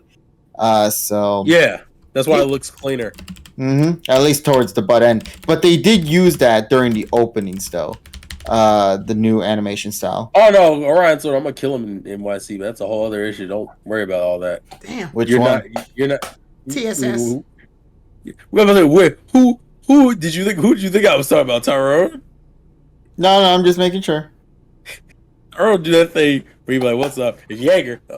Aaron Yeager. That's me on the floor. What happened? Yo, you thought you gonna sneak up on me, bitch, huh? Yeah. Where the fuck am I? Who the fuck you talking to? No. The one other credit I'll give it, and I forget about it because the Tyrone kind of reminded me of it when he mentioned the World Islands, is that they did try to do like mini arcs within Johto, like the Silver Wing one, or the Lugia one actually. Yeah. The Lugia arc with Richie, which is another example of them bringing back an OS character and reusing him. So, I usually hear the Lugia arc is better than the actual like Team Rocket fucking with the Lake of Rage stuff. we don't. Yeah, that's the other thing. They use more video game arcs. Yeah. They try to stick to that. But I'll be real with you. If y'all question why the list of pros wasn't as long or as crazy, because I'll be real, we only took about 10 minutes to go through all that. It's for one reason. Because for all the pros that Johto has, Johto is just a lesser version of OS with better fights. Because Tyrone, for example, brings up the Mons and talks about they have more personality, which is true. Totodile's hyperactive. Cyndaquil's like a quiet little mouse, kind of shy. And Bayleaf is boy crazy. And I guess Noctile's a narcoleptic, but that's a whole other issue. And Heracross is in the vor. But if we're talking about like character progression and development of his Johtomons, the best one Bayleaf. Yeah, I think it's fucking Bayleaf. Bayleaf is low key. I say low key his ace without being his ace, because she would still lose fights, but she was low key his best Johtomon, with honorable mentions going to like Heracross when it shows up. Heracross and maybe Noctile. Yes. Noctile is only really, I'm gonna be honest, Noctile's really only known for the one fight, and that's against Morty. Yeah, actually, I can't think of half of any of his other fights. Noctile weirdly enough gets more notoriety in fucking Diamond and Pearl. Yeah, we'll get to that when we get to that. Because it gets more usage. But like, yeah, they get personalities, but I feel like the writers were like, we did enough. The fuck? What do you mean we did enough? You know what? I view Snorlax as one of his Johtomons, because realistically, Snorlax was throwing hands. Actually, Snorlax consistently throws hands throughout its entire run. It's one of the few mons that's like really fucking consistent, because it's a fucking Snorlax. That and Hyper Beam meant a one-hit kill in Pokemon back in the day. So yeah, like, that if you hit something with Hyper Beam, it's over. It's a fucking problem. But like the rest of his team are like, realistically, I find Totodile to be the most boring of the three starters. He's hyperactive. That's it. At least with Cyndaquil, his whole arc was about gaining confidence and becoming stronger. Totodile is boring as fuck. Noctile becomes unnoticeable after his Morty fight. Heracross likes to bob and weave out of the plot. And Bayleaf, although is the most interesting, it still boils down to a weird romance story between Ash and his Pokemon. A gimmick that would be used later on in the movie. Twice. But that's besides the point. Is that Pokemon, right? And then on top of that, the reasons we lost the OG team. See, losing Snorlax is at Oak's lab. Muck is at Oak's lab. Kingler's at Oak's lab. That's fine. Charizard's going to be with other Charizard. What? Squirtle's going to be a firefighter. What? You start off as Bulbasaur, come watch all of the other Pokemon that Professor Oak's been watching for years. And you're just sitting there going, what the fuck happened to his it's almost like the show realized he was getting too good and nerfed the fuck out of him for no good reason. Well, I know what the reason was, to make the battles challenging again. But they're only challenging because they're artificially challenging because he's using weaker mons. It's almost like Ash was like, well, it's kind of like what he'll end up doing at Hoenn. Well, I don't want to come in here and steamroll the whole team. So I guess I'm just gonna use Johto mons. And I'm just like, who the fuck? No one in any series does that, okay? No one in a game goes, I caught a Snorlax that I'm not going to use in my battle because I want to beat him with weaker mons. Like, the fuck? It doesn't make any sense. The other reason I'll mention, and then I'll let Tyrone and, actually, I'll let KG go next. The other issue is not as funny. Partially due to writing standards changing. But now all the new shit that OS did, it's no longer like new shit. Like, Johto repeats a lot of arcs or like premises because they worked in the original series. And with the new writing style, it doesn't really hit the same. A, it's not fresh and new because it's just literally not fresh and new. And two, it just doesn't hit the same because it's not as funny in general. It's just not written as cleverly. And I don't know if that's the dub or the Japanese version. It just wasn't as funny. There are other issues too, but I'm gonna leave that in the hands of Mr. Kevin of G. Thank you. So my biggest criticisms that I have to give this show is I can't remember anything about it. Like that's my glaring. The issue is that it's so That's actually worse than I was long. gonna go for. Jesus Christ. It is painfully long, and you could tell where they just stretched. I mean, that's the reason why that one meme came through where he was going to Ecruteak City, and they're like, oh, he went from this route to Ecruteak. How long did it take him? About like 20-something episodes. What? But it's just a straight line to 20-something episodes. But that's the issue. It's like this series had no idea how long it was going to last, that when they realized, oh shit, this could last a lot more longer than we initially thought, they had to start coming up with ideas that it felt like they had to recycle a lot of plot points that they brought in the past, which could also be why they brought characters back as well, because they had no idea what to do with the story. And you could tell it the most, especially with the GS ball plot, because they had that idea in motion, and then they decided to incorporate that into the movie. I hate it. And it sucks too, because it's like, oh, we're gonna use it at some point. Oh, and then we never touch it again. And I think that could have been a really cool thing that the series could have benefited from. But because they took that plot point out of the series, it absolutely hindered Johto as a whole. I don't like his Pokemon that much as well. The Pokemon in this series are very forgettable. I think they could have been handled a lot better. I do believe, as Tyrone mentioned before, they are significantly better developed, and I think you have to give credit where credit's due. DP is the one that did a great job with taking care of the Johto squad, because Cyndaquil and Noctowl, even Fanfi, all got some form of development. Oh, I fucking forgot about Fanfi. Yeah, Fanfi. Oh shit! Wait till they tell him about Lavatar. Does anyone like that arc? I thought it was okay. Yeah, I thought it was okay. It sounds like you're begrudgingly saying. Well, the problem is that Ash doesn't use Lavatar for any real fight, so because it's not his. You wanna know what this feels like? It feels like Poipole Light, like before Poipole exists, or Milk. Is that really fair though to do that? Yeah. I think the best way to say it is that this is the Togepi plotline. Yeah, it feels like it's a prototype for when Ash winds up taking care of babies later. Because when Ash gets babies later, he does a significantly good job. I still think to this day Scraggy's probably the best baby Pokemon Ash had. But we'll get to that when we get to that. Yeah. So, yeah, that's my criticism with this series. It's just that it's so... It does things. Yes, it does wonderful moments. Like, the battles are great. I still believe the Claire fight is up there as one of the best battles the series has. Yeah. I genuinely believe that.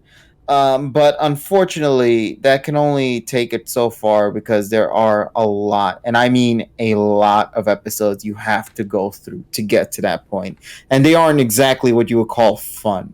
More so, this is the series where filler really became it's attached to the series of Pokemon. there's one word to describe it. It's fucking boring. Wow. Some of it's just fucking like, yo, do And the worst something. part is there are elements of episodes that are boring that could have been fun had they done a better job when it came to the narrative. Also, Orion Sword, you're right. AG does develop the fuck out of Donphan. I forgot about that. Actually, AG does that with Donphan, does that with fucking Snorlax a lot. But I don't want to go too far into that. This will turn into an AG dick sucking thing. We can't do that. That's gonna be for when we save that. Yeah. But yeah, good continue. I'm sorry. No, that's pretty much all I had to say overall.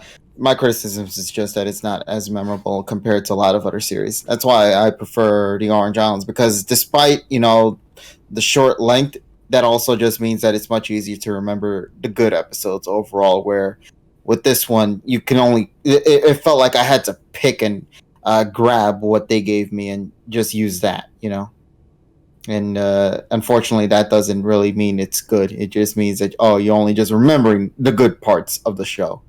And that's really it. So overall, that's all I got to say on it. Who's next on this one? Tyrone. Okay, you guys tackled most of it, but I'll go. It's very clear. I mean, pacing pretty much is what I was going to say, but it's very clear. I think Pokemon at this point didn't realize what they had at this point, and they were like, oh, because I mean, I think you all know, anybody who looks into the anime relatively knows that technically Kanto was supposed to be the end. They didn't realize how many episodes they would be able to go after this.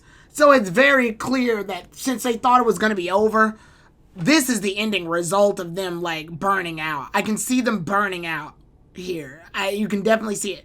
Team Rocket has become basically a standard at this point, and out of all the comedic interactions, Team Rocket starts falling here. This is it. They still got some good jokes. Oh, but shit, I forgot about that. Yeah, they still got some good jokes, but at this point, you really start seeing like, oh no, they're fucking lame, aren't they?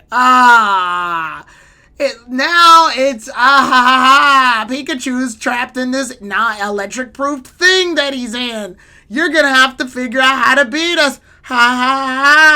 Oh, look, the Pokemon we discovered earlier in the episode has found a way to use its ability that it was trying to use earlier in the episode that it couldn't do. Cue the music.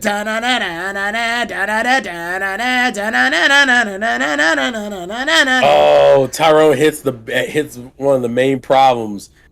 They use Team Rocket for Pokemon development. Their formula fucking sucks. It's so repetitive.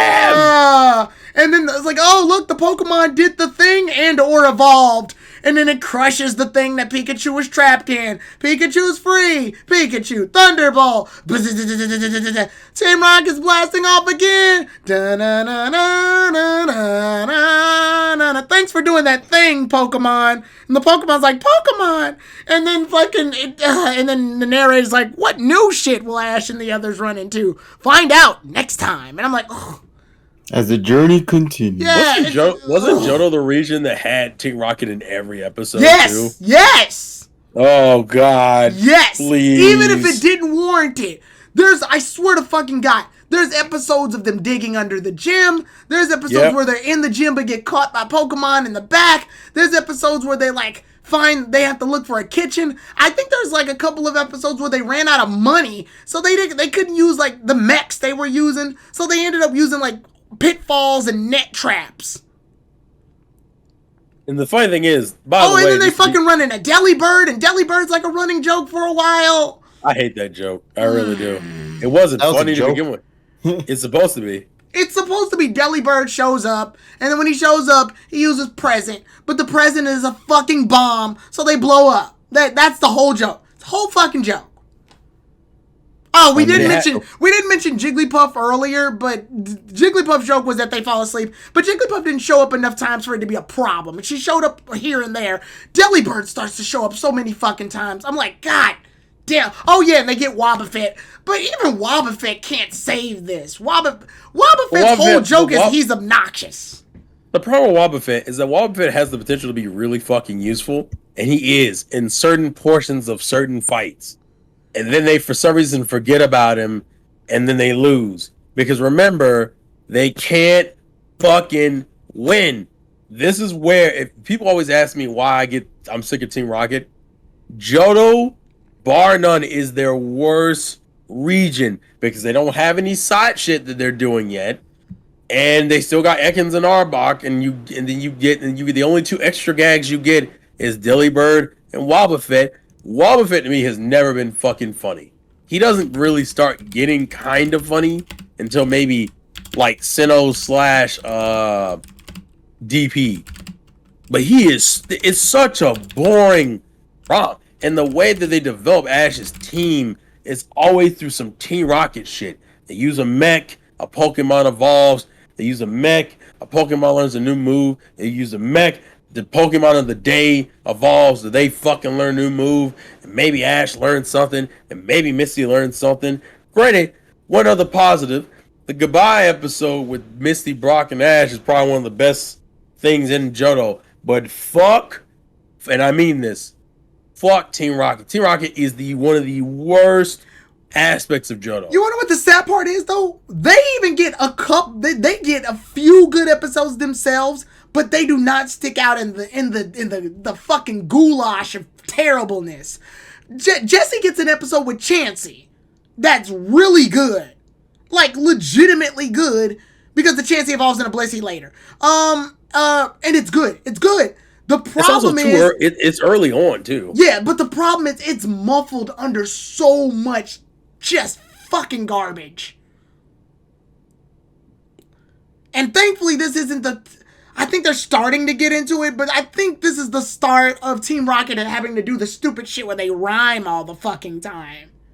Isn't this when they start changing the motto? Or is it? Remember, they were like, I think AG they start changing the motto. I think what they do in Johto, they say the motto, but they ad lib a little bit sometimes. They'll add like different shit. Yeah, you could tell it was like almost like Team Rocket themselves were trying to figure out ways to make themselves still seem relevant. And you're just sitting in the back going, "Shut the fuck up!" Like now they'll be like, "Prepare for trouble, you kids, you twerps are in over your head. Make it double. Now we'll send you all to bed." like, and then they'll say the motto. But in AG, they change the whole motto. Like the whole thing changes. The rhyming problem only becomes a real problem in TPCI gets the dub, and they only do it sparingly in 4Kids. Yeah. So yeah, that's what happens. And also, Ryan Sword said the digging under the gym was AG's gag. I could have sworn that. Oh, Midnight's coming in with a party of 9 in the discussion. Let's go, Midnight. Hell yeah. So Midnight's a friend of mine. She does mostly does like food and cooking streams. Okay, gotcha. Yeah, she's cool. She's good. Like, she's good peoples. Like even when we got the arcs, like the World Islands. Remember how the World Islands ends with the fucking fight with Ash and Misty? Well, yeah, and then Misty gets stomped by some rando, but yeah. And that's where she gets Corsola, I think, is around that portion. She gets Corsola. She gets Corsola during the World Islands, I thought. Yeah, she does. Yeah, because she uses the lure ball for that. Because originally Ash and Misty fought over the Totodile, which I like that episode actually. But she winds up getting Corsola later. But my issue is that they do the same gag with Psyduck where if Kingler can knock it out before it gets a headache, and I'm just kind of like, I don't like that one only because fucking Ash found a way around the Psyduck thing in Kanto, so it's weird that in Johto he just falls for it.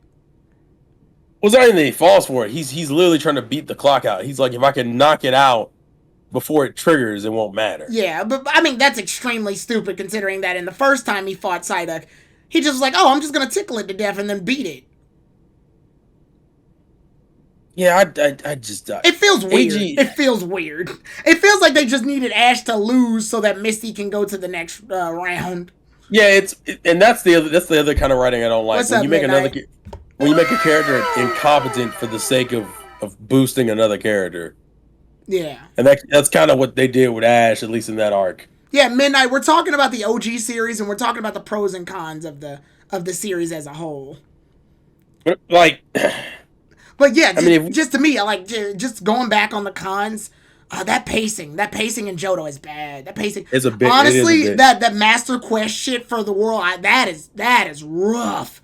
That is It had a good idea, but the execution leaves a lot to be desired. That was rough. There was so many like Ash and the gang are on a boat in order to head towards this area, and I'm like, Orange Islands at least had Lapras, so like they could do this better.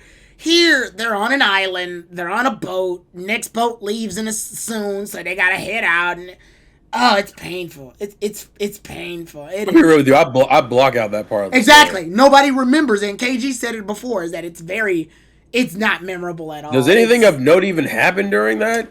The Corsola the Lugia part. The Lugia and Corsola shit. That's like the only two good things. Lugia and Corsola. Oh, what the fuck? Yeah, like it's a whole lot of nothing. Whole lot of nothing. Whole lot. Like, they don't get it. Like, it wouldn't be as bad if they, like, came back different than when they left for the World Islands, but they don't. They are essentially the same. They are the same all the way through, and it's painful. It is garbage. And then right after that is when we get, like, after that shit is when we get into the Larvitar arc, because that's right before the league. Right, yeah. And Brock evolves so Golbat and a mad about Crobat. that. Yeah, he does get Crobat around this time, which... Yeah, he gets Crobat, he gets Unfortunately, and we should have said this from the very beginning as a con for just the whole thing as a whole. Brock and Misty's Pokemon, they don't fucking matter. the only two that matter are the new ones they get. So, for example, Brock's Golbat finally actually it evolves into a Golbat in Johto, and then again into a Crobat. And then it gets into a Crobat, but it's a Zubat for the most part. But Zubat, and then you also get a Fortress. He gets Pinecone and Fortress, and eventually his Onyx evolves into a Steelix, but I think that doesn't happen until fucking... That's like AG. Also, that's like Chronicles into AG. Wasn't that the Chronicles? Yeah. It's Chronicles into AG. Yeah, it doesn't happen for a while. Yeah. Misty, only 2 upgrades is Corsola, and then she gets... Poliwag evolves into Poliwhirl, yeah. And then it evolves again towards the end into Politoed. Yeah. Politoed. I think those are the only 2 upgrades. Because if we rewind it, I believe Misty starts. Also, what's up, T-Roy Jenkins? Sorry. Misty starts this off with she starts this whole thing off with like Goldeen, Staryu, and Starmie. Like that's what she's got going into this. Starmie gets barely any screen time. I forget she has it. Goldeen is restricted to water, so it doesn't get any moments. And Staryu's like her only battling Mon at that point. And then she has Horsey. No, I was about to get into that. She gets Psyduck later, which Psyduck's a running joke. Then she gets Horsey, which Horsey's development. It's like one episode. Is it development? Is it development? It's like one episode. I swear I forget episodes that Horsey's in. If it's in it, I forget it. It's only in it, like, I remember, it's in the Eevee episode, because they have it swimming in the pond. It leaves the ink that they can follow. Brock, he gets what? He gets his Vulpix snatched from him. Yeah, that's right. He loses Vulpix in this. Brock has Geodude. He gets Geodude and Onix. And then after Geodude and Onix, he gets Vulpix. Zubat, then Vulpix. He loses Vulpix to what's her name? He loses Vulpix in Johto, though. Well, he gives it back. He said he's going to give Vulpix back, which he does. He does give Vulpix back. But Zubat evolves into Golbat and Crobat, and then he catches Pinecone into Fortress. That's Brock's whole jam in terms of... By the way, that's the only... Fortress, for some reason, was the only mon he brings in the AG, which I don't fucking get. Which... Geodude probably got the most development out of Brock's mons at the time because it's small and it's easy to draw. There's so many situations where you could go, they could just end this by using Onix, but they don't do it. Really? I think it's Crobat gets the most development personally. Can I bring this up real quick? Yeah. One of the coolest moments, probably the only cool moment I could think off the top of my head. Remember when in movie 4, Onix literally yeeted the Tyranitar? Yes. Dog. The way they animated that shit was hilarious. He's literally because his hands are just stretched out and he just flips. Yeah, he's doing like a continuous cartwheel across the fucking sea. I'm like, oh my god. Like what's the story? What's the story meme? The bam, bam, bam, bam, bam. The shooting stars music, yeah. The ding, ding, ding, ding, ding. Now I need to see that animated. Yeah. He like gets knocked into oblivion because Onyx is a big ass Pokemon, but obviously the artists don't want to fucking keep drawing him. So there's so many episodes where I'm like, just use Onyx, dude. You could solve this whole thing just by using it. And he never fucking does. But he doesn't do it. And like, yeah, that's like I would, if I had to pick a con as a whole, that's the con is Misty and Brock's Pokemon get barely any screen time. Like But you know, can I bring up a positive though? Togepi? I'm just kidding. No. Can I bring up a positive though about Brock and Misty? Go ahead. They were probably used beautifully in the movies. Oh yeah, the third movie they are in it to win it. Like they are. Yeah. The third movie. They're actually gym leaders. Yeah, they're actually gym leaders in that movie, and I like that. Even though they're not used at all much in movie 5, and in movie 4 they're just background characters. You know what? Yeah, but I do like that movie 5. They still had them. The way they promoted movie 5, I thought Brock and Misty weren't in it. They kind of aren't. Well, yeah, but like the posters and the trailer, I'm like, is this the movie that Ash is just doing without him? Yeah, it was in that awkward in between AG situation. Like it was gonna be before AG because it's promoting Latios and Latias. So I seriously thought that this was like that moment where Ash left them and then just did this. This is what he's doing. Well, like I said, the good chunk that was the boat ride on their way to AG or something. Exactly. Yeah. I was gonna say the majority of that movie, I would say at least half that movie they're not around for. Yeah, they're removed. They're removed from the plot, and then they're put back in at like the end. You know, right in time for Latios to die, huh? Yeah. What? But yeah, yeah. I'm sorry. Even somebody said I know you said Crobat. Even him, all his development got rushed here because Crobat's a Johto mon, so they had to promote it. Yeah, because it evolved into a Golbat in Johto. Right. It wasn't a Golbat. It didn't turn into a Golbat until Johto. Yeah, because they knew that Golbat turns into Crobat. So they dual evolved it in the same region. I think it was kind of close together, actually. Yeah, I would have to look at the episode gap, but yeah, it's extremely close. Actually, you know what? Fuck it, I'll go look real quick. Yeah, go ahead. I'll keep them busy. Yeah, and just between that and the repetition, Johto unfortunately leaves a bad taste in a lot of people's mouths. And Ash doesn't really get a real rival here outside of Gary. Outside of Gary, Casey seems like she's gonna be, and for some reason, Johto drops her. They just say, fuck her. And I'm thinking in my mind, did they forget her? No, because she's in Chronicles. Well, then what the fuck, Pokemon? Why is Casey just thrown away like this? What a weird pattern. So I found it. He spends 31 episodes as a Golbat. What? And then he evolves into a Crobat. How many episodes is he a Zubat? 159. What the fuck?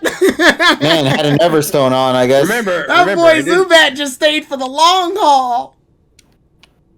Yeah, it doesn't evolve until, hold on. Wasn't it that episode when Jesse got possessed by that mask or something? I think so, yeah. That was such a weird episode. I remember that 4Kids promo because they made it such a big deal. They said it was supposed to be the one that shapes the world or some shit like that. They made it they made it such a significant deal. Well, they did that for a lot. I remember the Stantler episode wasn't a big deal, but the fucking commercial goes, if you sleep in, you'll miss out on this heated adventure. Sleep in on what? The fucking Stantler episode? I mean, to be fair, that Stantler episode was kind of cute. I mean, it is, but they ride that shit home. Oh yeah, they made that sound as if it's gonna be the game changer moving forward. Like I told you, if in the 90s they sold the fuck out of Pokemon. They just said, oh, okay, bet Pokemon's on. All right, we'll get these kids to sit down. We got you. How do you like 4-episode marathons on Saturdays? Wait, what? That's another thing too. Pokemon got so many marathons on Kids WB. I want to argue that I think they got the most marathons. Good, you deserve it. Well, yeah. I mean, this also translates to the fact that this was a Japanese show, so they were getting episodes pretty much whenever they can get them. But God, I swear they showed this show so many times. Not just on Saturdays. They had the weekly. I can't remember what it's called. the weekend tune show or some shit. It was like during the day, right after school, so about 3 o'clock, 4 o'clock. They would just show like cartoons from Kids WB, and Pokemon was there at 4 o'clock. You come home, you come to school, Pokemon will find your ass, no matter where the fuck you are. It's showing at 4. Fuck you. Fuck your homework too, because it's showing at 4. On Kids WB. On Kids WB. Like they'll call you up. Are you doing your homework? Yeah, why? Why the fuck are you doing that? Why aren't you watching Pokemon at 4? I don't know. Turn your fucking TV on then. And don't disturb your mother. She's watching The Young and the Restless. Oh my god. That's what came on. I'm sorry. That's the order. It actually worked perfect because my grandmother, I lived with her, and she loved The Young and the Restless. And I loved Pokemon, so we had an understanding. Neither of us talk to each other at 4 o'clock because our shows are on. And then I would watch Dragon Ball Z at like fucking 5. Dragon. Well, yeah, because okay, so Pokemon would come on, and then at 4:30 I have to watch Sailor Moon because if I miss Sailor Moon, then I'm gonna miss fucking Dragon Ball Z. That's just so you gotta sit through Sailor Moon first so you can watch Dragon Ball Z. And then after that, I would actually probably do homework, I guess. I just realized something. Yeah. Brock doesn't have his fortress anymore, does he? It's Udo now. I think it's at the gym. Midnight said I would watch Bold and Beautiful at 4 p.m. Nice. Oh Lord. So my late grandma, I see her watch The Young and Restless. Yeah, my grandma watched The Young and Restless too. I think it's still going on, by the way. The Young and Restless is like 40 years fucking old. That show is. It's still producing new episodes? Oh yeah, fuck yeah. Yeah, every week. The Young and Restless don't give a fuck.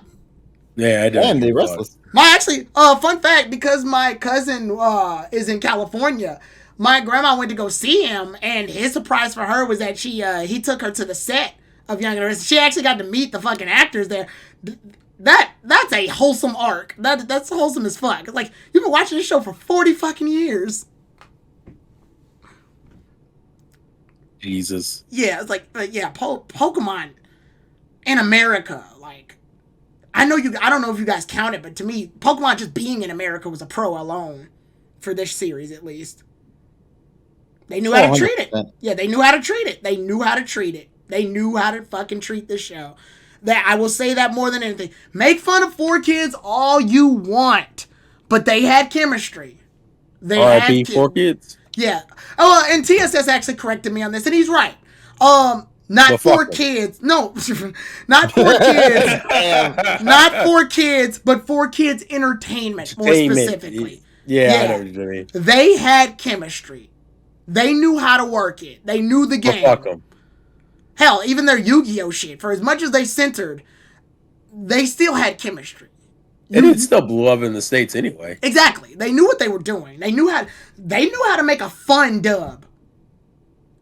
And I would beg that they are the frontiers of why we start watching some of the anime dubs that we started watching, was because they did a good job with them. Say what you want. Say all the mistranslations that you have. Say the censorship. At least they knew how to make these characters likable enough for you to want to watch them. No, 100%, buddy. Yeah. And with that being stated, I think we're done. Think so? I mean, what else? Yeah, I guess just to round it out, the OG series. The OG series, if you guys haven't watched the OG series, like, because I know some of y'all in the chat, believe it or fucking not, we're old, Terrell, KG, we're old. There's some people who've never even seen the series because they never started with Pokemon here. They started later. Some people started in fucking Diamond and Pearl and shit. We're not gonna do like a number rating. What we'll do No. What I'll say is this: OS, you can watch random episodes and be fine. Yeah, like you can hop into this and just like eat a bowl of cereal and just be ready. Orange Islands, you can watch the whole thing and I think you would be fine. Yeah, because it's short. I can argue that even now for the veterans, for the ones that did watch, I would say Pokemon was at this point was such a generation breaker that people who stopped watching the show now still hold this to this day as like a golden standard for entertainment for their children. Yeah, and then I would say for Johto, Pass. I'm gonna be real with you. Go ahead. If it's just me, I'm watching just the league. I'll rewatch the league every day. Yeah. Everything else I could kind of pass on, but if I was recommending it to somebody, you would have to follow a guide for this. I was just about to ask you that. I would say, would you recommend a filler guide? Yeah. No, not even a filler guide, just a guide in general. There are certain canon episodes I don't think are that good. I would say, I say follow a guide if you're gonna fuck with Johto. So with OS, you could kind of jump in whatever the hell you want and watch whatever the hell you want, and you'll most likely be finding entertainment. The only problem I see going back to OS is that since a lot of the gimmicks and jokes and gags that they ran with let me phrase that, I will specifically watch the dub of OS because I don't think the Japanese version will hit the same way. Oh, definitely not. Yeah, I wound up getting bored watching them there. And the problem with OS is that any of the trope episodes that Pokemon would later use as running episodes, like the Haunted Mansion, or the Pokemon being by themselves, or them getting separated between Jesse and James in like a maze-like area, or fucking girls versus guys bullshit. Like, those episodes will feel dated only because they're used so much now. I still think that OS is the originator of some of the better versions of those episode plots, but just keep that in mind. So I think OS in some ways actually ages worse, but Johto ages the worst of the three we mentioned tonight.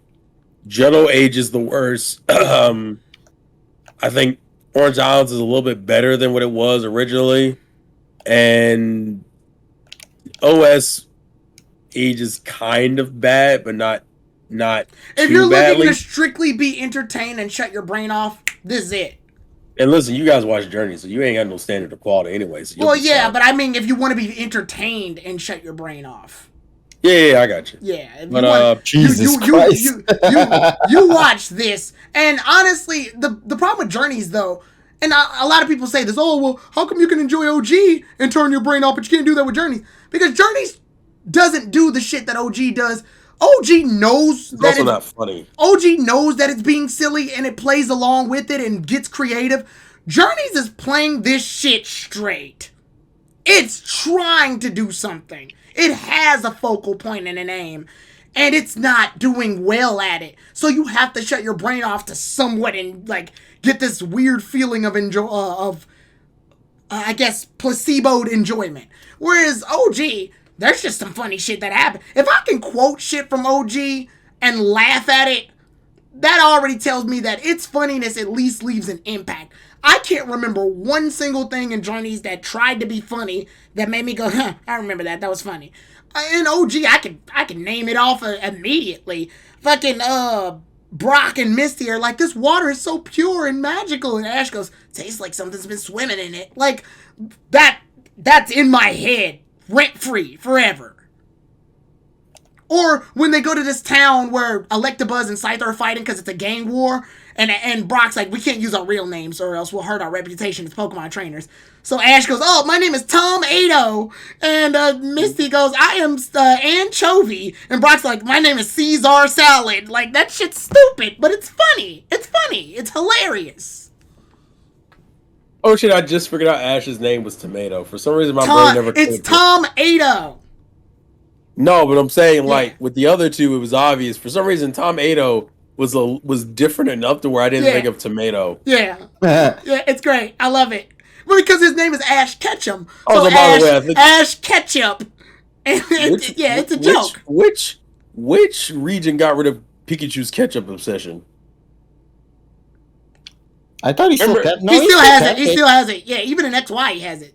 Yeah, there's a whole ketchup. There's a whole ending for that one. Yeah. I mean, like in the episodes, because it's not used often anymore. It's used sparingly. I think I want to say it made its true end in Johto probably, but it comes in as like a funny little like. By the way, because I know in XY there's a specific episode I remember where Karina, she forgets to get Pikachu's paw print because she wants a paw print of every Pokemon she beat, so she like dips Pikachu's hand in ketchup and then like prints Pikachu's hand on the paper, and then Pikachu licks the ketchup and does like the cha thing. Yeah, that's the only continuity X and Y has. That's like the only thing they run with. Just Yeah, I do hilarious. remember. I remember it casually in Best Wishes, but it only comes up for like an episode or two, Yeah, like and then you never hear or see of it again. It's like that's another one of those things that starts in OS and then gets carried out through, but because they don't use it as much, it doesn't stick out as much. They used to do the ketchup thing with in OS all the time. Hell, it was a plot point at one point where he accidentally got the ketchup in his face and fucking he couldn't see, and it made it a whole thing. I know we're way past the pros point of this, but I want to say like another pro to me is like just if we're talking about Ash in general, I think this is like one of the few series where Ash, it feels like he has other interests outside of Pokemon battles. You can definitely feel that there's something more going with him. Like he's a baseball fan apparently. He likes to surf even though he's bad at it. Yeah, he has like little shit.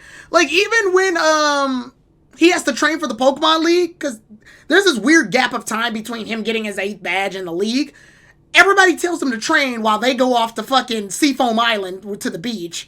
And Ash does not want to train. He wants to hang out at the beach with everybody else. And I like that because if this were like nowadays, the training would be all he's doing. He would just do that. Here, it's clear there's a boy in there. It's clear there's a boy that likes fun, but also likes he works because he wants to get what he wants. He's a hard worker. But there's a boy in there, a boy that likes fucking fun and other shit. Pokemon doesn't run 100% in its brain. It's just his top priority. Right. So I don't know. I do like that. I like that. It's charming to see. And also Ash is a fucking savage. I mean, like, for Christ's sakes, like when Misty goes, bugs are one of the 3 most disgusting things, and Ash goes, besides you, what are the other things? That's because, like I said, Ash and Misty have the most biting dynamic of like his female counterparts. The only close rival coming to that is probably Iris. Yeah. Which makes sense considering that their relationship is based off of Ash and Misty's. So it makes for a good dynamic. But yeah, I think I'm not gonna say next week we're gonna do Owen only because Trobot is never one. We don't know what's gonna happen next week. Yeah, we might end up playing a game or some shit. But just watch out for these in the coming weeks and or months. You'll be getting more of this content. This is kind of like a side consistent thing that'll happen throughout the weeks we don't have anything major to play right, or to talk about.